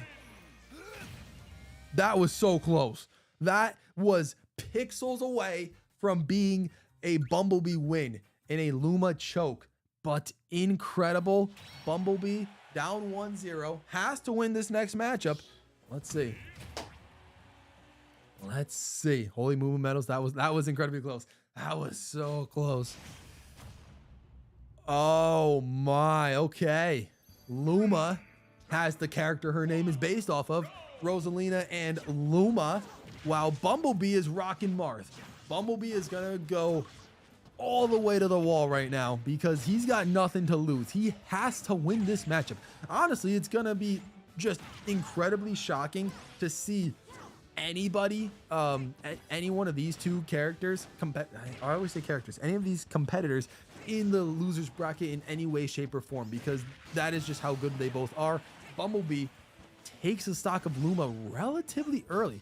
I don't know if Luma's necessarily as good with Rosalina and Luma, despite Luma being in the name of the character that her username is based off of. Bumblebee is just trying his best to hang around. Wow. This is wild. Rosalina trying to launch some attacks. Not out of it. If Luma wins, we have that to look forward to as well. But Bumblebee trying to make sure that does not happen. At 117%, Bumblebee is in the lead. Just has to land a couple more attacks before he gets launched. And he recovers finally. They both recover finally. Huge edge plays. You love to see. Okay, Rosalina. Oh, some nice attacks. Some nice attacks. But Bumblebee hanging on by a thread. I don't think either are going to recover nicely. Oh, Bumblebee just barely misses the ledge. Rosalina with a huge recovery to be able to make it. And it is 2-2 on the stock chain. We have an even matchup in our hands. Again, now Bumblebee is the one with the lead. Hopefully he does not choke it. Similar to Luma almost choking the lead in the first matchup, but was just able to get the win there. Bumblebee needs to fight more aggressively, to be able to find more openings to get Rosalina alone and away from the Luma, so that Bumblebee can find his way into some avenues to be able to get Rosalina out of the competition. Luma is out of the competition. There we go. Just as we said it. Just as we said it. Happens every time. You love to see it. Wow. Bumblebee needs to take advantage. Didn't necessarily do so. Rosalina was doing a great job of just shielding and trying to avoid all the attacks of Bumblebee while waiting for her Luma to return. Huge recovery. Rosalina has such an insane recovery, but both on 2 stocks. Is Rosalina going to go down for another stock at 145, 150%? Luma is hanging on, and Bumblebee just trying to do whatever he can. Bumblebee really wishes he was Lucina as opposed to Marth, because you can get a lot of harder hits with Lucina than with Marth. But it doesn't matter, as Bumblebee sends Luma out for her final stock with Marth. Although it is closer than ever now, Bumblebee needs to stay focused, stay composed. If he has any chance of winning this one, he may be ahead on the stocks, but he's got 144%. He can go down to 1 stock at any moment now. Luma lost again by Rosalina. This is where Bumblebee can do the most damage. He needs to stay composed. He's hanging out on the edge a little bit much, just trying to get a nice play out of Rosalina. Rosalina up to 50, and this is nice from Bumblebee. You love to see this. He's at 165%, and he is not dying yet. He's hanging on. He is persevering, and Luma over here is just trying her best to survive, because finals, if she lets this one go, then it's a game 3 and anything can happen. As we saw, Super Mario let it go against Professor Shy Guy in the second game, went to game 3, and Professor Shy Guy took full advantage. I'd be afraid if I were Luma, because if this happens and Bumblebee forces a game 3, that gives Bumblebee all of the momentum he needs to be able to pull a theoretical upset, and that is exactly what we are going to see. It is 1-1 after not seeing a single single series go to game 3 in this entire tournament, except for the second match of round 1. Both semifinal matchups are going to game 3. Whew!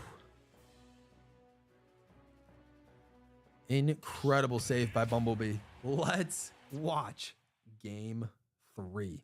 Who will face Professor Shy Guy in the winners finals between between Kirby and Dr. Mario. Wow. Oh, on Kirby's Dream Land on the Game Boy. Oh my. This is insane. We went to a completely meme-ified matchup for a game that is going to determine who is going to the final, to the winners finals against Professor Shy Guy. And it is so even right now, both with 3 stocks.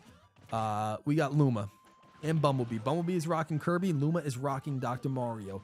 Luma needs to not hang around the air too much, because similarly to Little Mac, trash a god-awful recovery like it's doable. It is possible to recover more with Dr. Mario than with Little Mac, but oh, it is garbage. Whereas Bumblebee can kind of hang around wherever he wants on the stadium.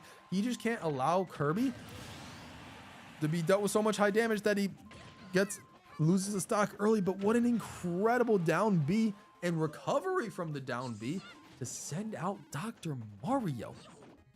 Luma is now behind, and Luma needs to make a comeback here, or else Bumblebee will advance to the winners finals. Oh no! Oh, that is bad. Oh, that is so bad. Oh, like I said, Dr. Mario has a trash recovery. That's not Luma's fault at all. It is just incredibly unlucky. The stage did not allow the edge to happen, and Kirby is trying his best to edge guard. But what an incredible counter from Luma to transfer that over to a down B. If Luma ends up winning or losing this matchup, regardless, that is one of the most impressive kills I've seen in this entire tournament. Luma looked to be down and out right there. Kirby Bumblebee was trying to do a spin kick spike, but transferred it, Luma, into a down B. That was impressive. Regardless though, Luma is in some hot water. One stock, almost 100%, just needs to do what she can. She's the more powerful character in Dr. Mario. So if she can get Kirby out for some early kills, then that would be helping out her case a lot. Whereas Bumblebee just needs to stay composed, can't get himself too worked up. Luckily, Bumblebee is a master in the air with Kirby, but it's down to one. Hold the phone, fellas. This is far from over. Luma might be 100% over, but Luma's starting to make some sort of a comeback. Already has Kirby at 42. This is game 3. Whoever wins is going to the not grand finals, but the winners finals against Professor Shy Guy. And it's Bumblebee. Wow. We technically have an upset here. I mean, Luma, if it wasn't for that second stock SD, that might have been your game. Huge GG's. Luma, don't go anywhere because you're in the losers bracket. You will face the winner between Rogue and Jerbear. Hopefully Jerbear's still here. I know he mentioned he had to leave at some point, but hopefully he's still here. We can run the Rogue versus Jerbear matchup now if Jerbear is here. So let's see. Let's take a look again at our bracket while we wait. This is what we're looking at right now for losers. We got Janet 18 versus Captain Mudkip. Winner will face Super Mario. And then we got Rogue 3 versus Jerbear. Winner will face Luma. And then, of course, looking at winners bracket, Professor Shy Guy and Bumblebee are in the finals. This is honestly a matchup I've wanted to see for a really long time. So let's see. Janet, if you okay, Jerbear's still here. Solid. Let's get Mudkip. Let's get you in here, buddy. Janet and Mudkip. I think Jerbear will be able to wait a one game matchup for him to go against Rogue. So let's see. Let's get Janet versus Mudkip in here. And then we will get Rogue versus Jerbear.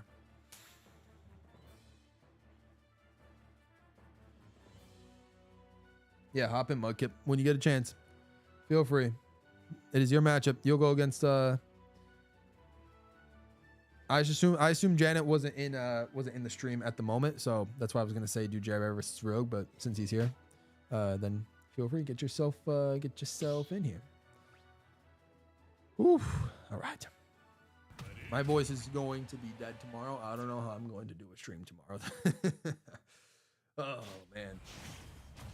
Okay. Janet pulls Yoshi.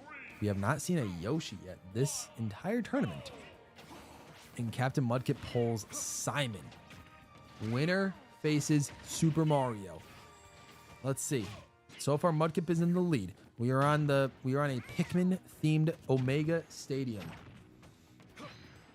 GWallPro's on that content grind. Absolutely, Fire Yoshi. Absolutely. Gotta do what we gotta do. With that being said, though, I'm curious to see how this one plays out. Mudkip had the lead for a hot moment, but then Janet started taking advantage of Mudkip's, I guess, lack of Simon experience right now. He's at 109%. Mudkip, I completely feel you on that one, though. I tried playing Richter against Bumblebee. Y'all saw that one. It did not go. Oh, did not go well at all. Is Janet a Yoshi main? No. Drop the Baton is thinking JD. According to Super Mario, Janet is a Shulk main. I can barely watch YouTube right now. It's all slow. Oh, really? It's slow for year-end Luma? Oh, man, I'm so sorry. Everything seems to be working well, Streamlabs-wise. I guess every, like, 2 or 3 minutes, it seems to be, like, a quick disconnect. Regardless, YouTube is telling me that it's all fine, though. I'm just going to roll with it. I don't know. But regardless, we have a even matchup. Mudkip, again, has a slight 50% damage. Now 80% damage increase over Janet, even though it is a 2-stock to 2-stock affair. Can Mudkip manage to pull some magic right now? I know he's struggling right now with... Oh, okay, he recovers. I know he's struggling a little bit with Simon, but let's see if Janet... I'm so curious to see how this plays out. Mudkip struggling a little bit, but Janet just trying to do his best to keep Mudkip contained, and that's what he's doing. Mudkip, though, is going to fall. He's at 169%. It wasn't worth continuing that stock. But now Mudkip is in a deep, deep hole. He's over a stock down. Janet is going... Oh, Janet's going to end up going crazy. If Janet wins, Janet will go against Super Mario, and I think those two know each other, so that could be a very interesting matchup to see. And yeah, I think Janet right now is just kind of having this match won. Mudkip, I think, is losing motivation the more he's fighting. He's trying his best to do whatever he can with Simon, but it was a tough pull, a very tough pull. Janet takes the cake. Mudkip is eliminated. I appreciate you playing, Mudkip. But Janet moves on to face to face Super Mario. Let's get Rogue 3 versus Jer Bear. Let's do it. Rogue 3 versus Jer Bear. Winner will face Luma. Woo. Enjoy the dinner. Enjoy the dinner, Mudkip. Appreciate you stopping by.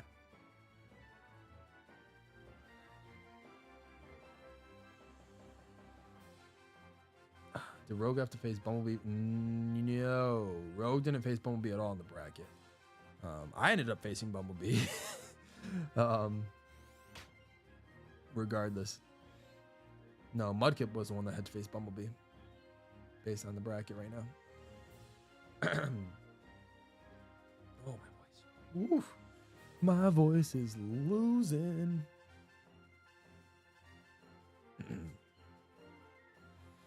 All right. As we wait for Rogue to enter the arena. He's picking his character. He's not picking his character. He's stuck at random. Oh, man. Missed the first half of stream. All good. Drop the baton. All good, buddy.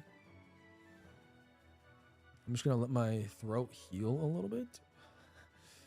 It doesn't hurt, but like, I'm losing my voice. I'm losing my voice. Oh, man. I don't know how I didn't ledge second time. Yeah, I know. I don't know how you didn't make ledge either, Luma. I thought that was a clear recovery, but I guess Dr. Mario really just said, nope. See ya. Regardless, you still got the possibility to make it up out of losers and into the finals.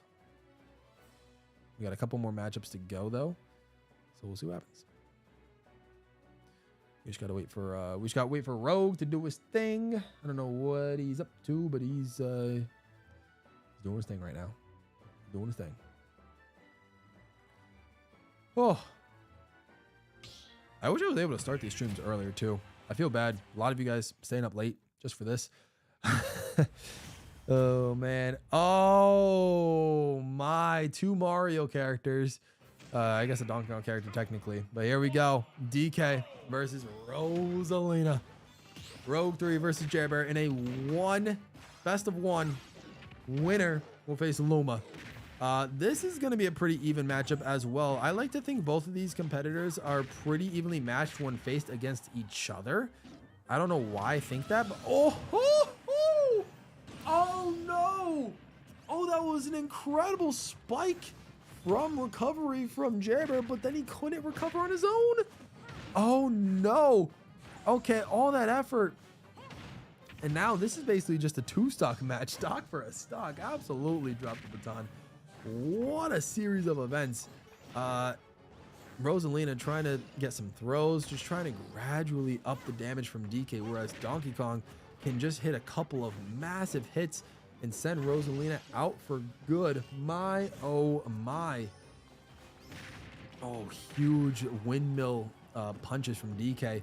Now trying to get his 1-punch shot. And Donkey Kong going up towards the blast zone, but doesn't get eliminated just yet. Although that is going to be an elimination. DK's recovery is not great at all. Only good for horizontal. A little vertical recovery. And now he's down to 1 stock against Rogue. Oh, sometimes Rogue's a fantastic fighter. So if you make too many mistakes, it might spell doom for you. Jabber, however, playing real well. So we'll see. We'll see if he can bring Rogue down to 1 stock and make this one competitive, because this is a best of 1. So the mistakes have to be kept to a minimum here.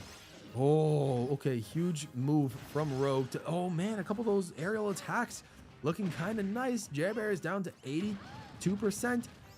Rosalina's at 130. DK needs to just land a massive hit, and we're getting, oh, some huge lag. Oh, lots of lag. This matchup is frozen. Oh no. Oh no. What do we do? Do we run it back? Oh, Rogue. DC'd. Rogue, what happened? Oh no. That wasn't me, guys. That wasn't me. That was Rogue. Oh no.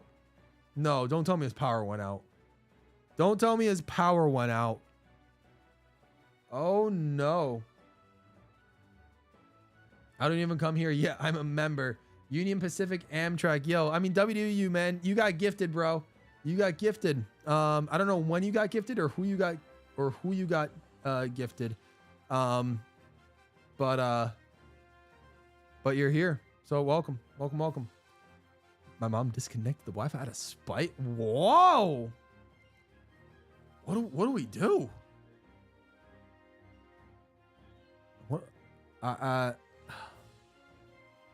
got to get going. He was going to win anyways. Okay, that's understandable. If Jabber is willing to forfeit, we'll give the win to Rogue, because Jabber has to leave. But incredible scenes. I'll give the win to Rogue. Jabber seems okay with it, so we can move on with the tournament. But wow, what? Insane. Insane. So, with that being said, Rogue will move on. Let's take a quick look at the bracket. We're gonna do the winners final first, but let's take a look at the losers. We have Super Mario versus Janet 18, and then we have Luma versus Rogue. But of course, let's get the winners finals set in stone. Can I get Professor Shy Guy versus Bumblebee? Let's make it happen.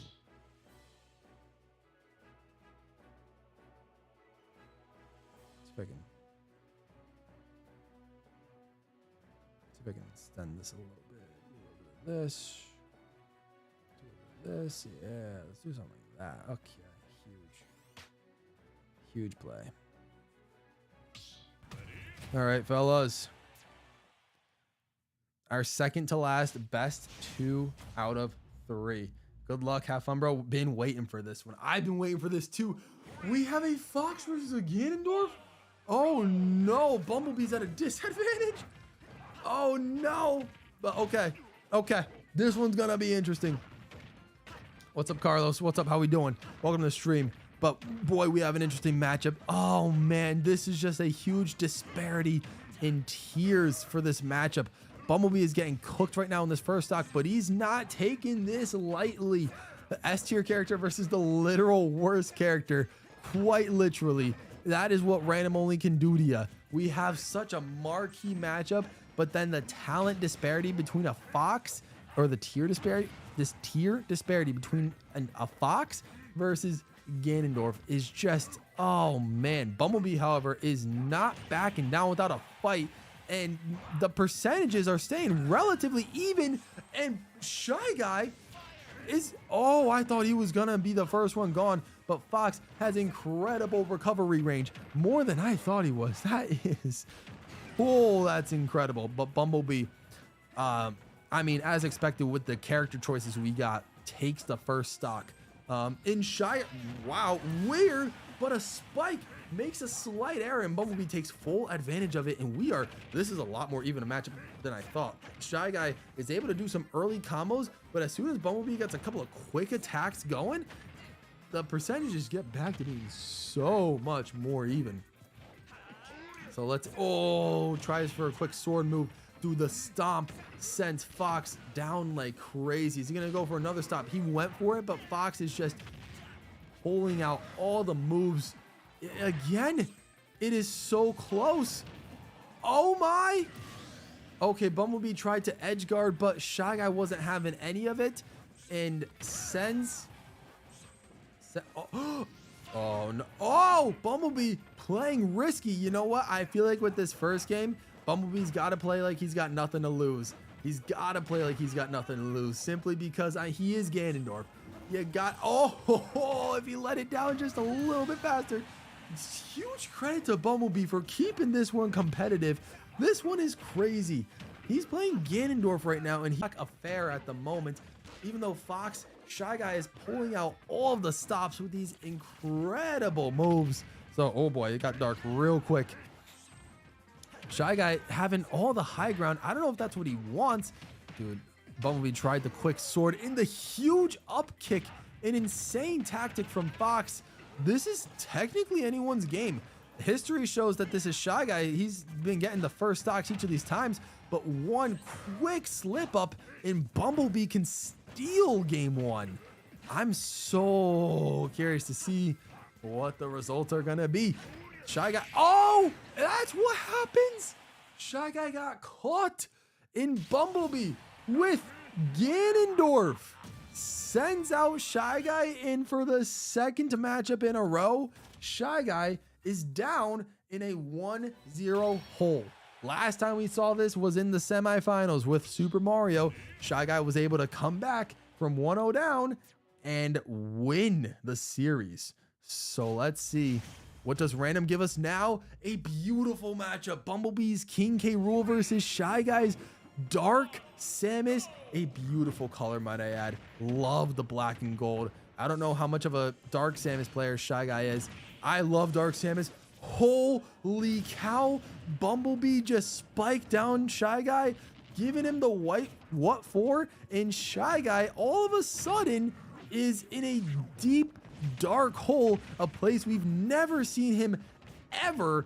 Bumblebee is looking to 2-0 this series, but Professor Shy Guy, we know he is one of the GOATs when it comes to Smash Brothers in this community. He is not going to back down without the biggest fight, the biggest challenge you have ever seen. How on earth did that happen? Wait, what did I just see?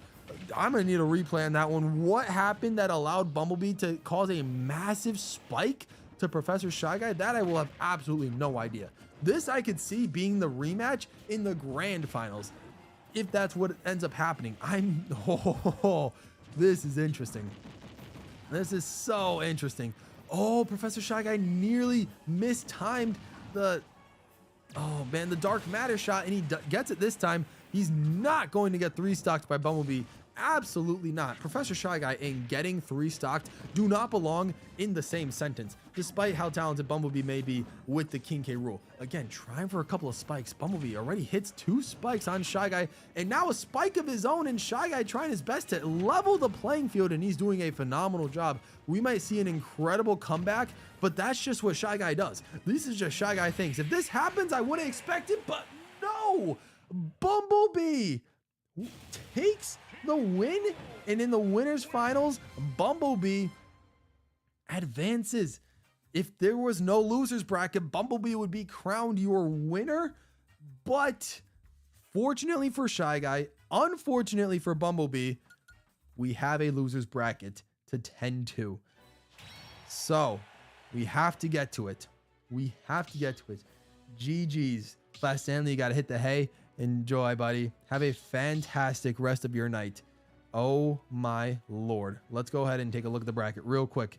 This is what we got. Bumblebee has advanced. We will see who the winner of the losers matchup is. But this is what we got cooking. First up, Super Mario versus Janet. Then it will be Rogue versus Luma. Then those two will face each other.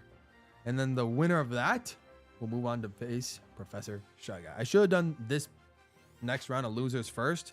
But regardless, we're going to have 3 straight round of losers. So if I were Bumblebee, I would get some practice in, because it's going to be like 6 matchups before you face again. So I don't know if you need practice, but just so you don't, you know, lose any momentum you have. Regardless, we have Super Mario versus Janet happening right now. Sora versus Pac-Man. Here we go. These two, I think, know each other. We got GWallPro. Hello, GWallPro. Welcome to the stream, buddy. Again, this is, I think, the quarterfinals, I guess you can call it, of the losers bracket. This is a best of 1, so the winner of this one will advance, and the loser is eliminated. Janet has been putting on a show. I didn't know that Janet. I'm gonna have to put Janet at a little bit higher of a tier than number 10, I think. Probably belongs in that same realm as where between Mudkip and Sineva, 6 to 9 in that range, 6, 7, 8, 9, 10. So maybe he'll belong somewhere in there. Regardless, Super Mario takes a stock off Janet, who is playing Pac-Man. Super Mario's rocking Sora right now. Whew. Wow. Okay, a lot of missed shots happening right now, but Janet just trying to do his best to get a couple of attacks onto Sora, and oh, beautiful DI from Super Mario to not get killed right about there and still survive with 3 stocks. The loser of this one will be completely eliminated. You're right, we did have a Sora versus Pac-Man before. Yeah, same matchup between Rogue and Flat Stanley, just in a different setting. This is exactly true. And last time, the Pac-Man beat the Sora, but now Sora is looking to be ahead of Pac-Man right now. Super Mario, oh, a huge Keyblade slash. And that side B from Pac-Man sends Sora to the moon. And now we have a 2v2 stock. Janet trying to build a little bit of a combo streak going, but as soon as I say that, Janet is gone, down to 1 stock. And Super Mario just needs to eliminate Janet one more time for him to secure a spot in the next round of the losers bracket. And we shall see how this ends up working out. Sora, oh, punched in the mouth. Okay. Sora was getting cooked a little bit there. Janet trying to keep himself alive, but gets hit. Wow. Oh, is that a spike? And that's going to be it. A quick one. Super Mario defeats Janet. Janet, thanks for stopping by, but you are eliminated, unfortunately. Super Mario, hang around. You will face the winner between Luma and Rogue. Here we go. Here we go. Let's get Luma in here. Luma's already in here. And let's get Rogue. Hopefully, Rogue, hopefully your internet is back. Janet, you gotta go, buddy. You got to go, buddy. I appreciate you stopping by. It means a lot.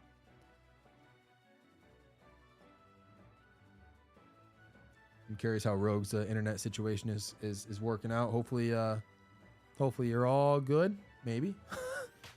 Yeah, he's looking good. He's looking good. All right. No, all good, Jerry Bear. You are all good. Don't worry about it. I appreciate you participating in the tournament. Who do we got? Duck Hunt versus Crom. Luma is just getting so unlucky with these character picks. But, oh my, this is going to be interesting. Is Grand's going to be best of 3 or best of 5? Fantastic question. I'm thinking best of 3. But we'll see. Maybe I'll change my mind after. But right now I'm leaning towards best of 3.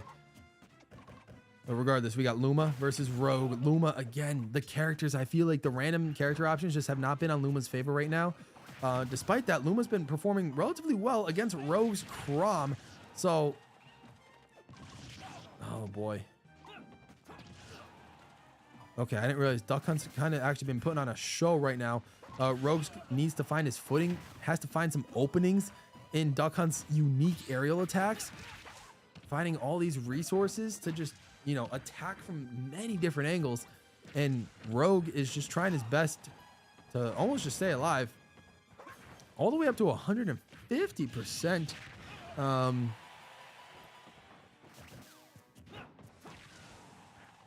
Okay. Now it's a lot more even. It is a lot more even now. Rogue brought it all the way back. Luma's now over 100%. Luma brought Rogue all the way up to 150, 170 plus %, but has not been able to deliver the final blow. Duck Hunt doesn't have any super powerful moves, but the exploding, the flame cans, that will do it. That will send Rogue out of there. And Rogue's down to 2 stocks, but it is about as close as you can get because Luma has 100 and almost 30%. It's almost 12 a.m. It's got to be best of 3. That's true. It's almost 11:30, at least my time. Based out of time, based purely for time, it might be best of 3, but we'll see. With that being said, though, now, I was just about to mention a thought, but I'm not even gonna say it because it doesn't matter anymore. Luma's down to her 2nd stock. Both characters down to their 2nd stocks. Duck Hunt versus Crom. I don't think Crom has necessarily been like a top performer, at least in this tournament we've seen so far. Maybe he's done, like he's been playing average amongst everyone that has, well, this might be the 2nd or 3rd Crom we've seen. Is Luma about to mess up? Hold on. Oh, Duck Hunt barely survives. Barely survives. Almost had a catastrophic mistake from Luma. What an insane NES Zapper gun type throw from Luma. Sends Rogue all the way to the complete opposite end of the map.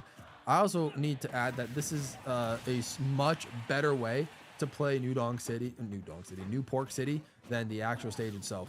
And I think everyone else would agree. But with that being said, Rogue, oh man, Rogue is unfortunately down to 1 stock against Luma. Luma's a very, very difficult opponent. But Rogue is holding his own. If Rogue can get Luma down to 1 stock, then it's truly anyone's game. It is truly anyone's game. We just need Rogue to land a huge blow to Luma, and that will make things so interesting. Deflects the flame can like a tennis ball, and now Rogue needs to recover. Barely does, but the NES Zapper from Luma is gonna do it. Rogue, unfortunately, crashing out in... It looks like he's going to place 5th, or tied for 5th with Janet at this point. But admirable performance from Rogue, especially as the competition in these types of tournaments are just getting harder and harder. But now we have an interesting matchup, one we haven't seen yet between Super Mario and Luma. We're already here. You might as well play it. And this is a best of 1. This is the best of 1. And even the next matchup against Professor Shy Guy, the losers finals, is a best of 1. All the losers bracket contenders, no matter if you got there in the beginning or if you advance all the way to the losers finals, it is a best of one no matter what. But here we go. Luma versus Super Mario. Both characters who got eliminated in the semifinals are now competing for a chance to appear once again in the grand finals. Luma and Super Mario. Whoever loses this matchup is confirmed fourth. Luma gets Sephiroth. We have not seen a Sephiroth in this tournament at all. In Super Mario, we've seen Mewtwo just once. I believe Cyniva was Mewtwo at one point. It's really hard when Luma gets the campy character. That's fair. That's fair. Place. Honestly, it was a solid, like, you know, it's random. It's random characters, so you got to take what you can get. But Rogue, you had some very entertaining matchups, my guy. So very good, good stuff from you. Indeed. Indeed. But with that being said, Luma just takes a harsh shot at Super Mario, and that is our first stock of the day gone. And now we have the one-winged angel from Luma. That is not good for Super Mario. He needs to run away or get something going, because Sephiroth is going to be a lot more powerful now. So we'll see if he can do anything with Mewtwo. I don't know if Super Mario has much Mewtwo experience, so we shall see. We shall see. But Super Mario trying to hold his own here. Has one dark matter circle hovering around him, and it's gonna hit. Luma could have added more, but chose not to. We got one wing to heaven. Holy cow, Luma just took a massive blow right there, and Super Mario is up 80% on Luma, but Luma is gonna try to sustain her lead. And nice recovery, super quick. Super Mario trying to start to get the hang of Mewtwo, I believe. Trying to find those avenues and openings to get away from, or at least shield himself from Sephiroth's sword, because that thing is massive beyond belief. Just trying to float himself around, and Sephiroth just hanging in there and performing incredible attacks, seeing what he can do to take advantage of Mewtwo being in the sky. And just like that, that huge sword overthrow sends Super Mario out for one last stock. It is a 2-to-1 stock affair. And again, the one-winged angel shows up for Sephiroth. This is Luma's best chance to do some real damage to Super Mario before Sephiroth gets his stock taken away. Up to 61% already for Super Mario. And that's gonna do it. The Dark Matter Spheres. Call it. And Luma now defeat Super Mario. Congrats, Super Mario. You get 4th place. And we are officially down to our top 3. Our top 3. Let's take a look one more time, fellas. Here we go. The top 3. You can even see Super Mario, who placed 4th in there. Let's get Luma versus Professor Shy Guy. They played it well. They played it smart. Of 1. Okay, we had a quick disconnection, but we seem to be good right now. Even though this is the losers final, it is still a best of 1. And the winner will go ahead against Bumblebee. All right. All right. Let's make it happen. Let's make it happen. This might be the wildest matchup we've seen yet. We have not seen either of these characters. I had to process what was going on right now because I'm also so tired. But we have Bowser Jr. versus Ice Climbers. Shy Guy's rocking Ice Climbers, and Luma's rocking Bowser Jr. Holy! This is gonna be insane.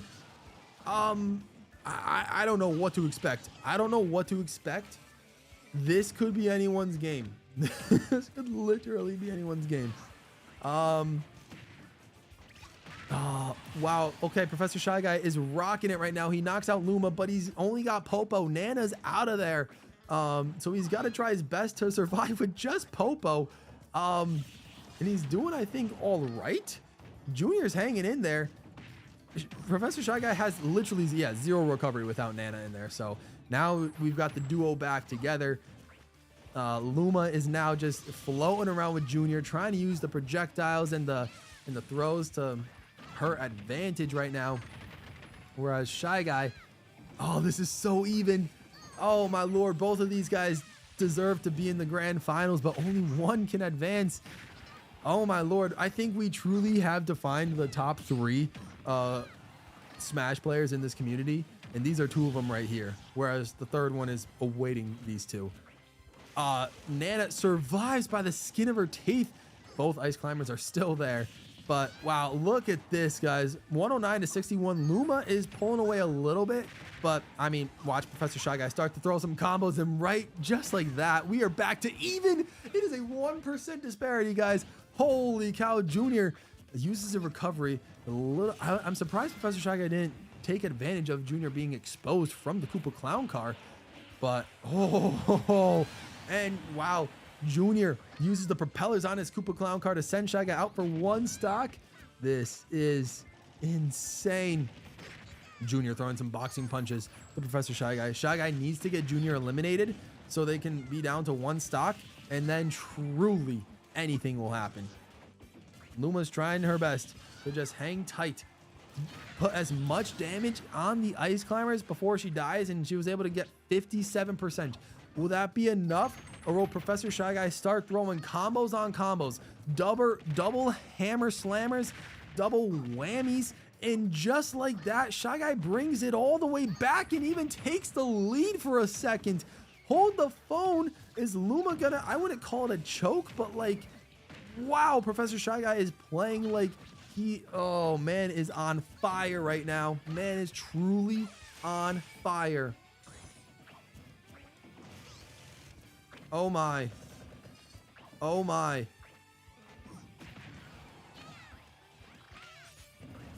I'm starstruck. Mans hasn't taken a hit until just now. He hadn't taken a hit since his stock was taken, or since Luma's stock was taken, until just now. Oh, anyone can die here at any moment.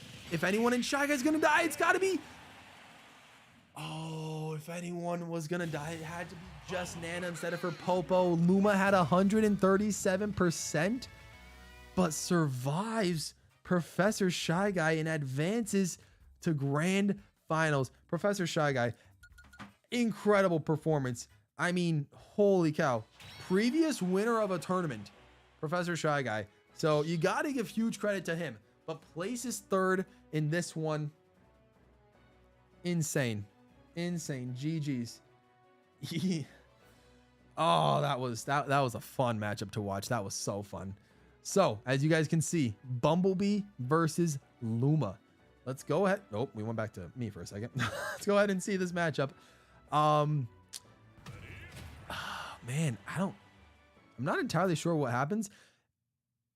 I think if Bumblebee wins, will it be over, or should we do a best of 3? I guess we turn this into a best of 3 because we're technically back in the winner's bracket. So, we'll see how this goes. We'll see how this goes. Okay.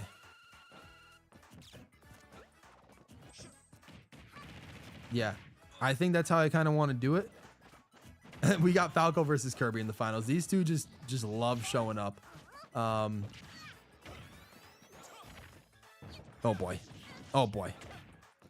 I think that's what we're gonna do. We're gonna do a best of 3. Oh man.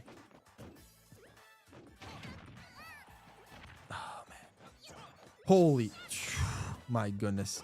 We're gonna do a best of 3. If Bumblebee does not win this best of 3, then I think then Bumblebee has a chance to rebuttal with losers bracket, and I think that ends up being a best of 1, and then that's like the grand finals. But we'll see what happens. This is a rematch from the semifinals where Bumblebee faced Luma and won 2-1. But now look at how dead even this is. Look how dead even. Have a good night, Professor Shy Guy. I will see you, I guess, at the next Smash tournament, I believe. So, incredible performance. But yeah, bronze is nothing to sneeze at in this community. We got incredible Smash players. Oh, this game. Oh, this is Nintendo Badge Arcade music. That's crazy. That's crazy. Bumblebee loses a stock. I don't know if that was intentional. I mean, obviously not intentional, but like, I don't know if was that an SD? That was crazy. Oh my lord. Okay, Luma, oof. Luckily got out of that down B quick enough. Bumblebee is a fierce competitor, so I don't doubt him that he can make a comeback. Oh my. Sheesh. Wow. Bumblebee with a swift kick.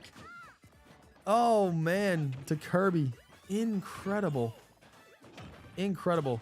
This is even. Bumblebee is bringing this back. And Luma, oh, that was a top platform spike from Luma, but it wasn't enough. Oh, a lot of edge guarding plays going on between Falco and Kirby. Both of these characters, they know what they're doing. They know what they're doing. We got some edge guarding plays going on. Bumblebee doesn't recover in time. I think he was looking to hit Luma, but he doesn't. Luma is up 1-0. Oh no. Oh no, Bumblebee, don't let that affect you, buddy. You still got 2 more chances. Technically 3 even. You got, because you have not gone down to loser's bracket yet. So technically you got 3 more chances. But let's see. Falco out of the way. Let's go. We got, oh my. Luma is Young Link. Bumblebee is Ken.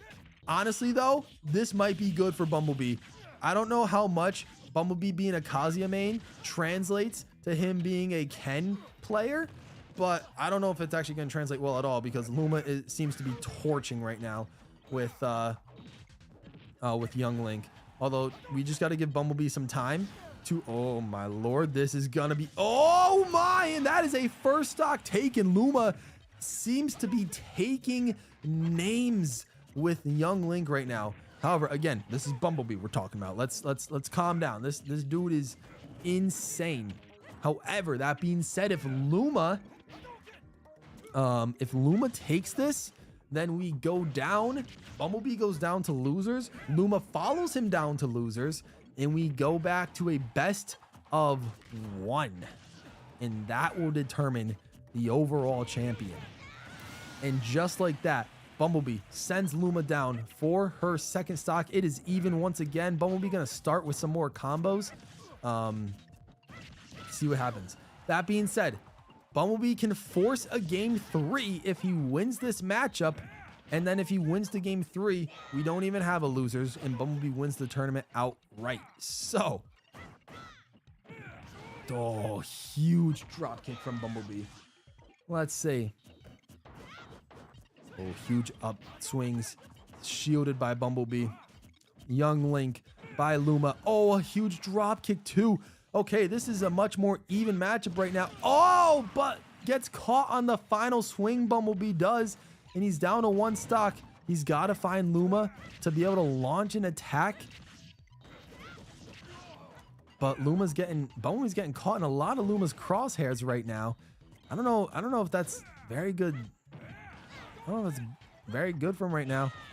Oh my! Luma's going up. Okay. Bumblebee with a huge shot. Again brings it down. It's not over. He's just got to land some more attacks. But Luma doing fantastic with just all the combos and using incredible sword play to her advantage. Oh, the triple axle doesn't work this time around, but the flaming arrow into the up. The third sword hits, but Bumblebee chooses to stay high on the ground. Nice, huge barefoot kick right there. Hadouken into a ground kick, into another Hadouken, into a down kick. Can Bumblebee? No! Oh, that wasn't the move he wanted. He misinputted.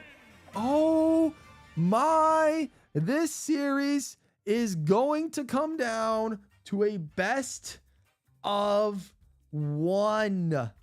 It is going to come down to a best of 1 for one last matchup. We know we don't need a game 3. This is the game final. This is it of the random tournament because we're technically back down in losers. This is Bumblebee's losers bracket chance. Both of these characters have been eliminated from the winners bracket at one point in time.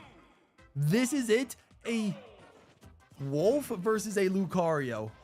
Oh, on Peach's Castle N64 to determine the random only character champion. I don't know who this benefits. I think this might benefit Bumblebee, but oh, I don't know. This is tough. This is so tough. Luma has shown she can take on Bumblebee, but Bumblebee did defeat Luma in the semifinals of this tournament in the winners bracket. But now this is it. There's no more winners. There's no more losers. This is it. Each of these contestants have lost one matchup in the winners bracket. Thus, this is each of their final chance. Each of their final chance to survive. Whoever wins this matchup and Bumblebee takes the first stock is your champion. Ian, what's up, buddy? You're here for the last matchup of the stream. I appreciate you coming through. Also, congrats on your graduation, my guy. I just saw your pictures on Instagram, too. Luma versus Wolf. Insane.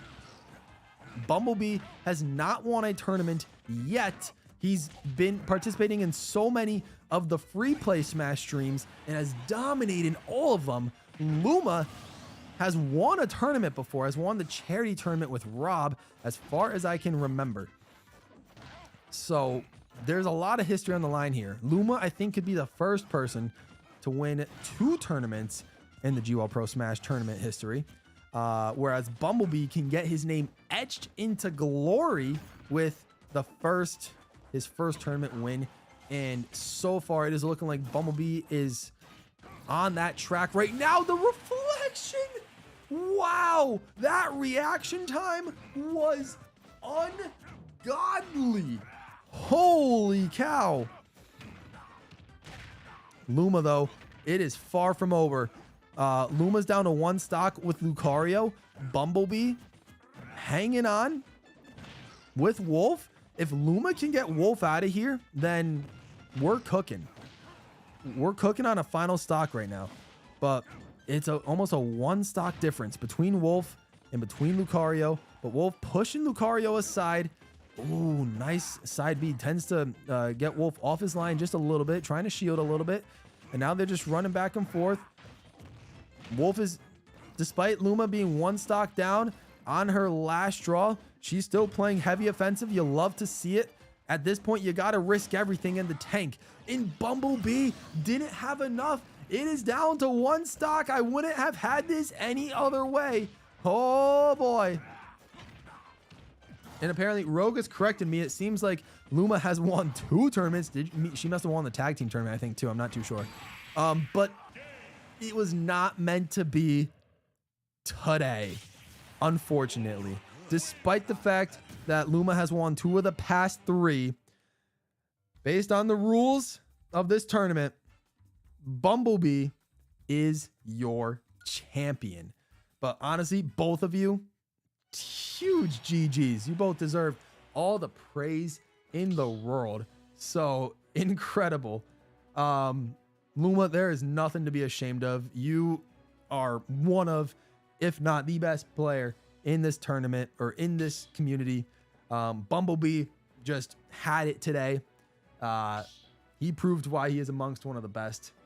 So honestly, both of you guys, everyone in chat, there's not many people in chat right now, but regardless, for those of you that stuck around the entire, how many hours did we stream this for? Almost 4 hours. Yeah. For the almost 4 hours, all of you that stuck around, please give Bumblebee and Luma all the W's in the world, because both of them put on an absolute show for the entirety of the tournament. So huge shout out to them. Let's take one last look at the bracket. This is how it looks. You see your top 4 in view. Super Mario came in 4th place. Professor Shy Guy in 3rd place after a near 1-0 defeat to Luma. And then despite winning the bracket, or despite winning the finals against Bumblebee to force him into losers bracket, Bumblebee clutched up in the end, won the losers bracket, and took care of business, won the tournament. What a game. What a game. What a tournament. I hope you guys enjoyed. I hope this was worth the wait. It's been a hot minute since we've done a Smash tournament.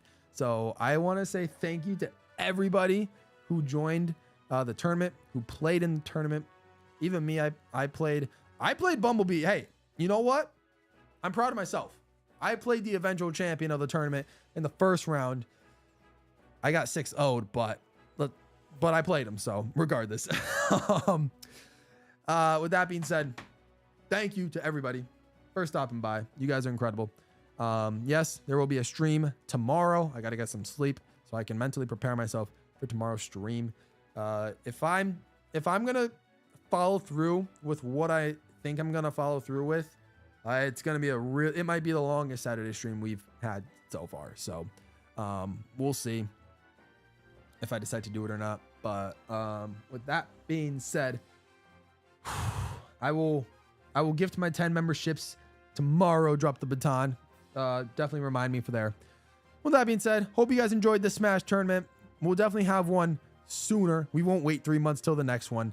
Trust me, we will get another one cooking. So with that being said, thank you so much for watching. Stay all pro. Subscribe if you're new. And I'm out of here. Have a fantastic night. I will see you all tomorrow for the Saturday stream.